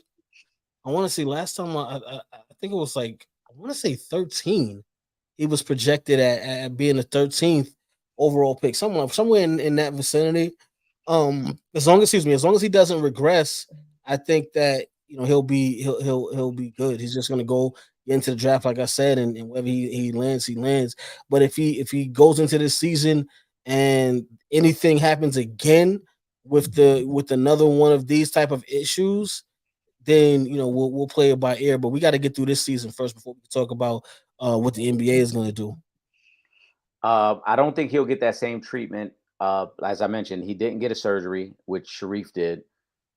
I also think that there's enough time that will lapse between this particular cardiac arrest and when he will actually enter the draft. Yeah. So those are the two major things. Surgery changes everything because when there's a surgery involved, every doctor known to man will pick apart the details of that surgery and what they feel was wrong about it and what issues could arise later on. Because there's no surgery, that's a benefit for Bronny. And because if 2 or 3 years down the line, there have been no reoccurring issues, that will be a positive for Bronny as well. So that's where I think it'll be different for the NBA. And of course, the name plays a big factor in it as well, because if LeBron is still in the league 2 years from now and Bronny's ready to come out, I think the league is going to overlook a lot of things as well, unfortunately, but I think the league will. Facts. Get those all the scoops coming up here, and we are going to take one more comment just because I completely forgot because we didn't talk Anthony Joshua, and I know there was a comment earlier in regards to Let's that. go. So We here all night, baby. We got number time. Let's go. all right, since y'all posted these great female ballers, Nancy Lieberman, who was the 1976 USA team, got put in the Hall of Fame. She would definitely do y'all show. Her IG is Nancy Lieberman. Actually, I DM Nancy Lieberman already. I will follow up and jump in the DM again. But again, this is somebody y'all gotta add these people and let them know, like, yo, we listen. You know how like Beyonce got the Beehive, with Nikki got the barbs. We gotta have the real fans, real talkians or something. Y'all gotta get out there and flood them comments, man. Just be adding these people because again, we would love to have these people. We want everybody to come on the show. You know what I'm saying? If you out here getting to it, we want you to come on the show. And that's we've had people from all genres, not just in the sports world in the past. We've had rappers, we've had singers, we have actors, we have activists on the program. So we welcome everyone. If you out here getting to it, we welcome you to come onto the program. So we are not against any of these names that you guys have said, but we gonna need y'all help, man. It's a team effort here. It's family. So we gotta all get together and we gotta flood these comments and let these people know that y'all want to see them on Real Fans Real Talk. And then we will bring them up here. But y'all gotta help us out. Y'all gotta do y'all part too. Let me find this young lady's question. While you find that question, I'm gonna say this: as you mentioned, Trip, if there's someone who hasn't been mentioned in the comment section that you would love to see on the platform, start tagging us in their mentions. Start tagging us on their page. Let them know that we out here, because if you guys support us, anything is possible. People gonna see what's going on, and then it kind of forces their hand, like this is what the people want. Mm-hmm. Oh, that was Lene's question. Let me shout out to Lene. Let me throw this up here now. Thoughts on Anthony Joshua, in his knockout, big KO. But again, Really? but you talk. No. Did you see? Because if you saw the hit, the hit was nice. I'm gonna give him that. But what does it really mean when the guy came in with the week's notice? So if you didn't do that, I'd be surprised. If you welcome in the Deontay Wilder fight, we've been here before, Eric. Am I wrong? We've been Not at here all. before, and it wasn't made to happen. We both felt like Anthony Joshua did not want to fight either Deontay Wilder or Tyson Fury. And neither one of those fights have been made to happen. Even they were supposed to be working on both of those fights, and they did not happen. I would still love to see that. That's a fight I would love to see, though. I would love to see Deontay Wilder back in the ring again. That is a friend of Real Fans, Real Talk. So I would love to see Deontay Wilder back in the ring, and get that win over Anthony Joshua. So I would love to see it. But again, we've been here before and it didn't happen. So I got to see it to believe it. First and foremost, I don't believe anything about Anthony Joshua. Anthony, just let's call it what it is. Anthony Joshua has been ducking Deontay Wilder for quite some time. When they both were champions, Anthony Joshua wanted none of that problem.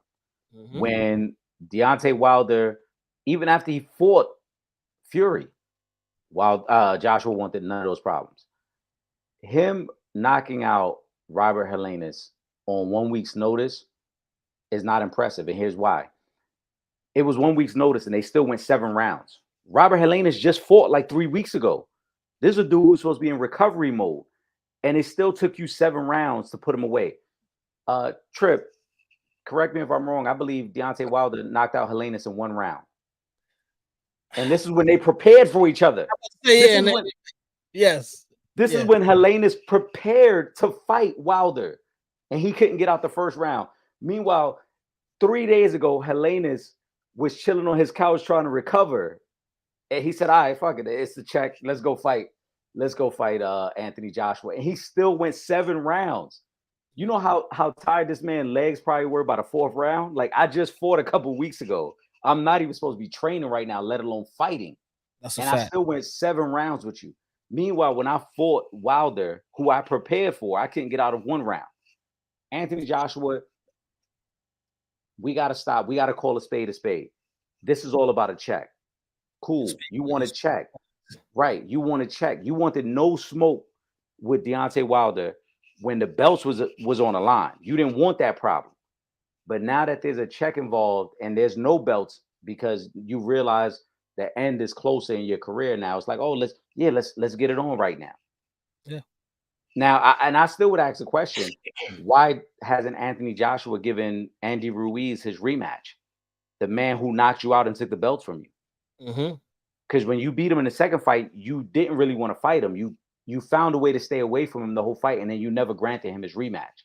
So you could fight Andy Ruiz, but you don't want that fight. Why? Because you know that's going to be a long night for you. You're just looking for the checks right now. Facts. All right, man. Let me throw up this last comment from Imani. Shout out to Imani Williams. Say this for the end of the show.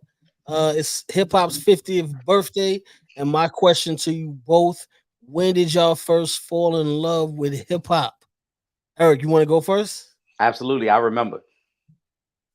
So, growing up in the Bronx, hip hop has always been a part of my life. There was always music around. And even though I'm Puerto Rican, I did not grow up in a household that played predominantly Spanish music. Hip hop was the genre for us. That's what we listened to. And so I remember hearing different things.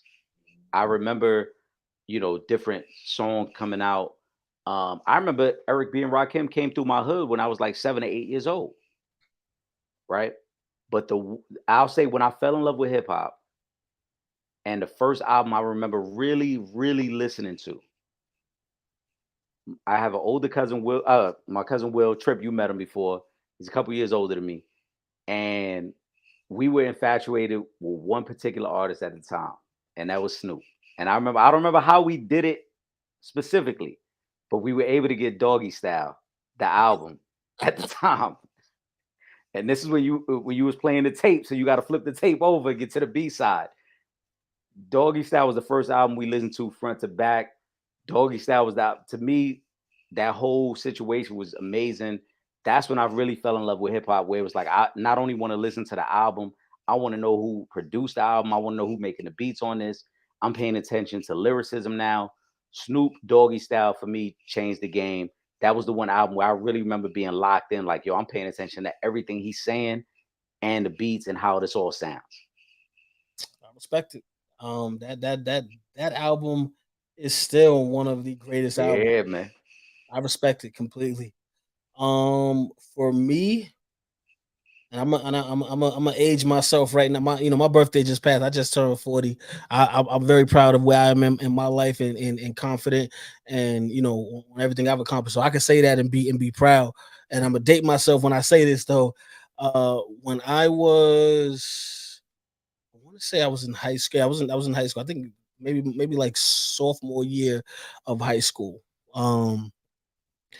This is back when tapes was out, when people was listening to them cassette tapes, and my mom she really didn't buy real tapes, like, or it was if she bought me some stuff, it was gonna be like a bootleg tape, or when the CDs came out, bootleg CDs.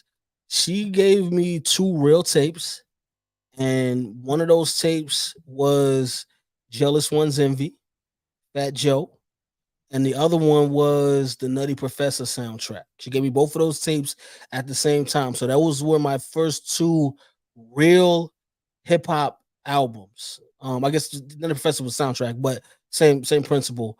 And Ain't No was on the Nutty Professor soundtrack, and that was when I said, "I this Jay Z guy, he might have it locked up for a little while."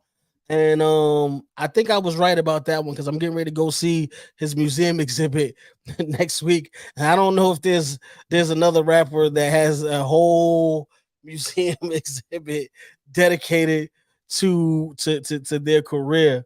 So I think I was right when I said that one. But for me, that was it. Getting those two tapes in my hand, and those being the first real hip hop tapes that I received, you couldn't tell me nothing at that time. That was it for me. And let's be clear. I mean, if we're gonna talk hip hop, we can talk hip hop as well. Jay the GOAT. We can have this debate with anybody. Jay the GOAT. If you're in the New York City area, I'm mad. I got to get up there because I know the Book of Hove is phenomenal. Yeah, I'll be there next Saturday. So Yeah, the Book of Hove, I'm sure is phenomenal. I want to go. I got to get up to the city. I got to see how long they're gonna have the exhibit available. But if we talking hip hop, Jay's the GOAT. It starts and ends right there. So whoever want to debate that, you could debate that, but ain't nobody better than Jay. And absolutely. I'm from the Bronx. I'm from the Bronx, and I can say that. Hey, Complex just dropped the list again of the top 50 New York rappers, and we see who's number one still. So, for all you cats out there, it's a cut. And I've been waiting to say, this is the moment. I've been waiting. No, I've been waiting to say this, Eric, because yeah. That's in the hip hop game from different areas around the globe, and they be talking with that hate in their blood because Hove is who he is. But there's one particular one that was on, that he be on Art of Dialogue, and I take that personal because I film a lot of the, I film interviews for Art of Dialogue, so I take that personally when you start talking about Hove. But I'm just like, man, you can't deny what Jay-Z has done in everything. Period. Nah, that's a fact. That's a fact because I had got into a debate with someone about this recently. And it killed me because they from Brooklyn and they was trying to, no disrespect to Nas, I like Nas, but it's not Hove. It's not Hove. You know what I'm saying? It confused me. It befuddled me. Trip. I didn't know what to even say. Like, how you from Brooklyn and you saying Nas? And shout out to Nas. Nas is a legend. Nas is definitely drunk. You got drunk now. You might be drunk now for real. You drunk? What you drinking? Because drunk wallet. I'm just saying. I'm put your comment up there. But drunk. Stop. But drunk. Now you jumped out the window with that. Stop. But you know what? Drunk from St. Louis though, so he don't know no better. I guess he might not know no better. But nah, man, don't base this off of the verses with the Locks and Dipset. Okay, he's not better than Jada. Stop. Give me drunk. I'm gonna just say this. Give me your best Jada verse, and I guarantee you I can find 10 better J verses. Yeah, And that's no disrespect to Jada. I love Jada, but yes, it's levels to this shit. It's and levels. again, if you guys go back to you guys can go to YouTube and check our interview with Freaky Zeke where he said I was Shout officially a out. member of Dipset and it was That's what locked he in. did say that. He did say that. Let's say hold on 1 second. I remember that. We got to get Zeke back on. I think Zeke would be a great guest to have back on as well, especially now with the way that the structure is set up, where people can ask questions. Yeah, facts. I work on getting Zeke back on too. Maybe I probably towards because he's usually heavy in New York during his birthday month, which is October. But I say that to say this: being with Dipset, this is how I know when everybody was when the verses was going on and they was doing when he threw Joel's bandana and they was going back and forth and people were talking crazy. And in my mind, I'm just like, these guys are friends. Like I've been out filming for Dipset and Jadakiss is there. These Jadakiss came through. Shout out to Evo. That's over here in the Bronx in Castle Hill. Uh, Zeke usually has his birthday parties there to start, and then he'll go on the strip club run. But Jadakiss was definitely in the building, pulled up. Listen when they do the documentary on me, and y'all see the footage that I got with a lot of your favorite people, y'all gonna be blown away. But yeah, we love Jadakiss. Jadakiss, you know what I'm saying? So this ain't no slight to Jadakiss to say Nah, that Hov is the GOAT. Because Jadakiss, I feel like is top five. When he said I'm top five, dead or alive, and that's just with a jail ID, I he like said that's just off one LP. of one LP, yeah. You know, so if we love Jadakiss, but he ain't Jay-Z, man. I'm sorry. Better than Young Jay. Listen, You gotta drunk, relax. you wildin', drunk, I'm not even gonna put drunk, that one you're up on the wild. scale. And I love Jeezy. Yes. Thug Motivation 101, heavy rotation. Hov is your Listen, favorite rapper's big homie. Let's put it like that. that's the best way to put it. I'm just saying, whatever you want to talk about, you put Jay on a name your favorite rapper and find the song that him and Jay is on and tell me who had the better verse. Yeah. Because Unless I said this before, Trip. probably is Renegade. That's about it. That's the only song you're gonna get an argument about. I'm But not again, even. I'm not even. I'm not even. That's not that. That ain't enough for me. yeah, but that's the only song where I hear people talking about somebody got the best of Hove on the track. Outside of that, it's just different, man. It's different when you talking about Jay-Z. But again, listen, shout out to the whole hip hop community. 50 years, it is no joke.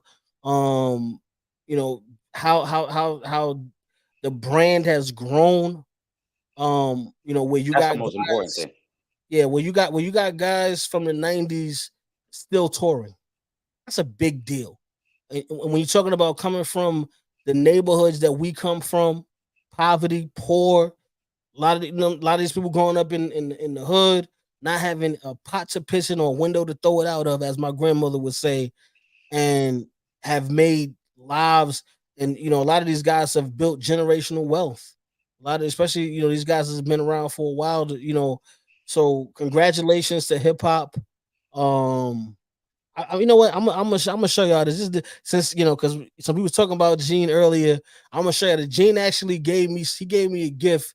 Because again, I told y'all he's K Slay's security before he up until he passed. So Gene actually gave me a gift, and since it's the 50 years of hip hop and we celebrating hip hop, I'm gonna show y'all this right now. I haven't showed it because I've been waiting. I wanted to put this in the project that I'm doing, but I'm gonna show y'all this right now. Eric, hold it down for a second, Eric. I'm gonna go get this so I can show them. I got you. Go ahead, do your thing, bro. And I'm gonna say this, drunk. I'm a big fan of Jeezy. Again, Thug Motivation 101. It's a particular time in my life, man. That album was on constant replay. But is Jeezy even better than T.I.? Let me know. Comment on that. Because I think T.I. is better than Jeezy. And that's not a knock. That's just calling what it is. The overall body of work, I think, is better there from T.I. You said Jay got the song last. You know, he got the better verse. I just think that not even is very few situations where you could say, yo, somebody got the best of Jay. Like even when people recently were talking about Wayne being a GOAT over Jay, it's like they've been on at least 3 or 4 songs together. And Wayne has never had the better verse than Jay. There isn't one instance where you can say, yo, Wayne's verse was better than Jay. And they've gone, that's your opportunity to go toe to toe. We're on the same track together. So, and that's not a knock to Wayne either. I don't want to make it sound like I'm knocking Wayne, but they can only be one number one. There can only be one guy at that spot. Everybody else got to fall in line. It is what it is, man. Trip, what you got? Let me move this for a second. I'm gonna focus the camera for y'all. Let me just get the mic out the way so y'all can see this. I see Mary J album cover up there. Let me know if y'all can y'all see that good? Hold on, let me move the mic. Can y'all see that good? Can y'all see what that is?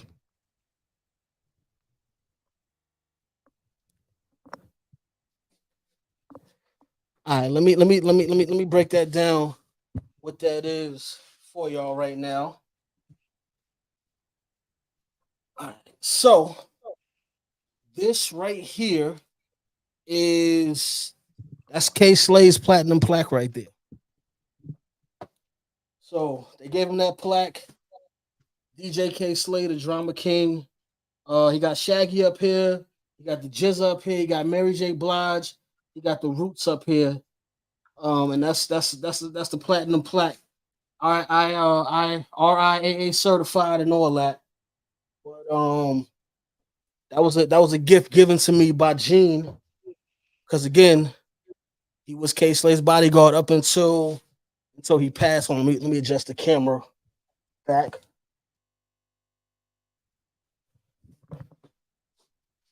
But yeah, since we're talking about 50 years of hip hop, I figured I'll show you that right now. But yeah, that's Kay Slay's platinum plaque that Gene gifted me, because he was the one that actually took care of all of Kay Slay stuff when he passed away. And he gave me that platinum plaque. So shout out to hip hop, 50 years. I'm hoping for 50 more, and then more and more and more and more after that. I love hip hop. I'm gonna always love hip hop. So shout out to the whole hip hop community. That's a fact. I mean, and I think it's just amazing, man, that we able to celebrate that. And you see all the legends come back. And I love that. I love that for the genre and for the culture and for everything we represent, man. To see the legends, past, present, come together, and obviously even try to bridge the gap for the future, man. You know, you see the guy, the longevity is crazy, man. Hip hop was always a young man's game. It always was. And to see the guys like Fat Joe, like Jay-Z, like Nas, you know what I'm saying? So many others come together in that moment, and again set the foundation now for the next generation. This is the only genre, we got to be honest. Every other genre has deeper roots and has a deeper tradition. So when you see those rock stars and them rock bands who are still touring in their 60s and 70s, that's because that genre has been around forever. Hip hop, it just made 50 years. Facts. And we got to support that, and we got to support those artists so that, you know what I'm saying, when we older guys, we can go to the shows and be like, yo, I remember what this album, how this man said, like I said, always gonna be a rotation. Trip, I don't know how you feel. I mean, to me, it's a toss up between Blueprint and Reasonable Doubt as the greatest J album. I want to say it is Blueprint, but Reasonable Doubt I think is my second. I would put it second, but it was first up until Blueprint came out, though. Right. So yeah, but that's the beauty in hip hop, because I remember where I was. I remember, bro. I remember being at work. It was my first job I ever had. I worked at Old Navy, and I never forget. My cousin literally pulled me out of work like, "Nah, you got to hear this." And we was in the parking lot listening to like the first couple tracks. I wasn't even supposed to be on break. Shout out to my supervisor, because I just skipped out. I was probably working the denim wall, and I just walked out like, "Nah, fuck it, I gotta hear this." My cousin said there's some ill shit going on, and I remember hearing Takeover, bro. And I remember like, "Yo, put that again." He ain't say that. And here we are now, 20 years later. Blueprint came out in 2001, bro. Yeah. I feel good being from Brooklyn, man. That's all I'm gonna say. That's all I'm gonna say. I feel You know good. what I'm saying? And when I still hear Jay say, "Sun don't shine if sun don't shine," I already know what he like. It's a different feeling. It's crazy. Yo, Ludacris does not have more hits than Jay-Z, drunk. Stop it. But we'll see you next week, drunk. We appreciate now you. you just trolling. Now you just We appreciate you, but he does not. Come on. Stop.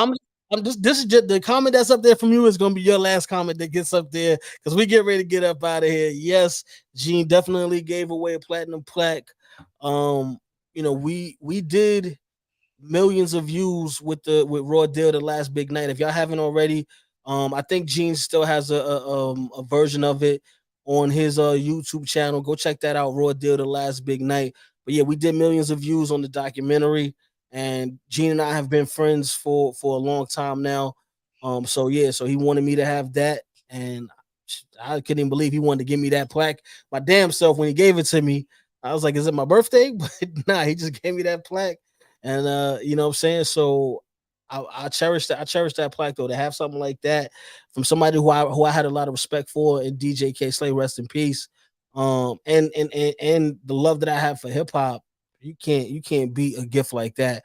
So big shout out to Gene Deal for that. Shout out to the 50 years of hip hop, all of the rappers from if whether you mainstream, whether you a battle rapper, whether you underground, whatever, everybody that's been a part of the hip hop community over these past 50 years. Shout out to you. Keep this thing going, but keep it positive. Let's keep that in mind. Keep this thing positive. Um, with that being said, Eric, you want to hit us with a final thought? Man, as always, I have so much love and appreciation for the supporters of Real Fans Real Talk. You guys tune in every week, man, and y'all flood the comment section. And sometimes y'all in here before we even start. Mm-hmm. So I greatly appreciate it, man. I just hope that you guys are having as much fun as we are having.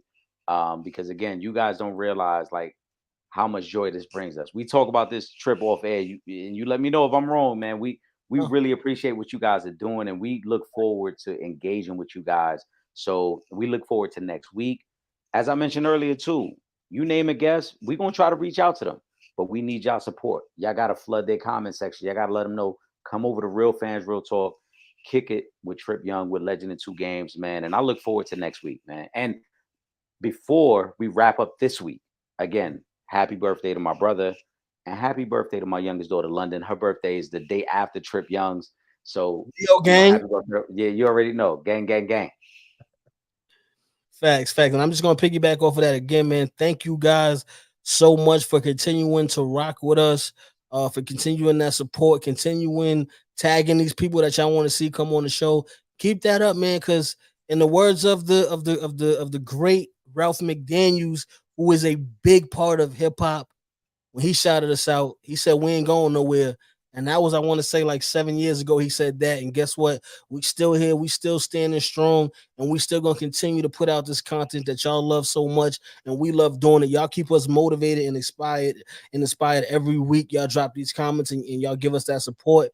So we gonna keep this thing going. Again, make sure you following us on all our social media: Twitter, Instagram at Real Fan Talk, Facebook.com/Real Fans Real Talk, youtube.com/, For the Fans Productions. And of course, if you are not in the New York City area and you can't watch us on TV on Thursday nights from 8 to 9 p.m. on Verizon 43, all you got to do is go to that website, realfansrealtalk.com, and you can watch from anywhere you are in the world. Oh, lastly, before we do get up out of here, once again, I'm going to make the announcement, and I'm going to do it a little earlier in the show next week because we only got a couple of weeks left. If you want to fill in on one of the roster spots for the Real Fans Real Talk Fantasy Football League, drop a comment, DM, email, tweet, whatever you got to do. Let us know, and I will send you the link so that you guys can join the Real Fans Real Talk Fantasy Football League. The winner of the league gets a guest appearance on Real Fans Real Talk, plus they get the trophy. So if you do want to be down and you want to, if you rock with fantasy football, hit us up and I'll send you the invite to join the league. And again, lastly, make sure you subscribe to both the Sanchez Show and the Real Fans Real Talk podcast. We are streaming on all major platforms. With that being said, for myself, Trip Young, and my brother, my co-host, Eric Sanchez, aka Legend in Two Games, after 2 hours, we up out of here. We went into overtime. Peace. Y'all already know. overtime. That's quadruple overtime. We see y'all Later, next y'all. week. Yes, sir.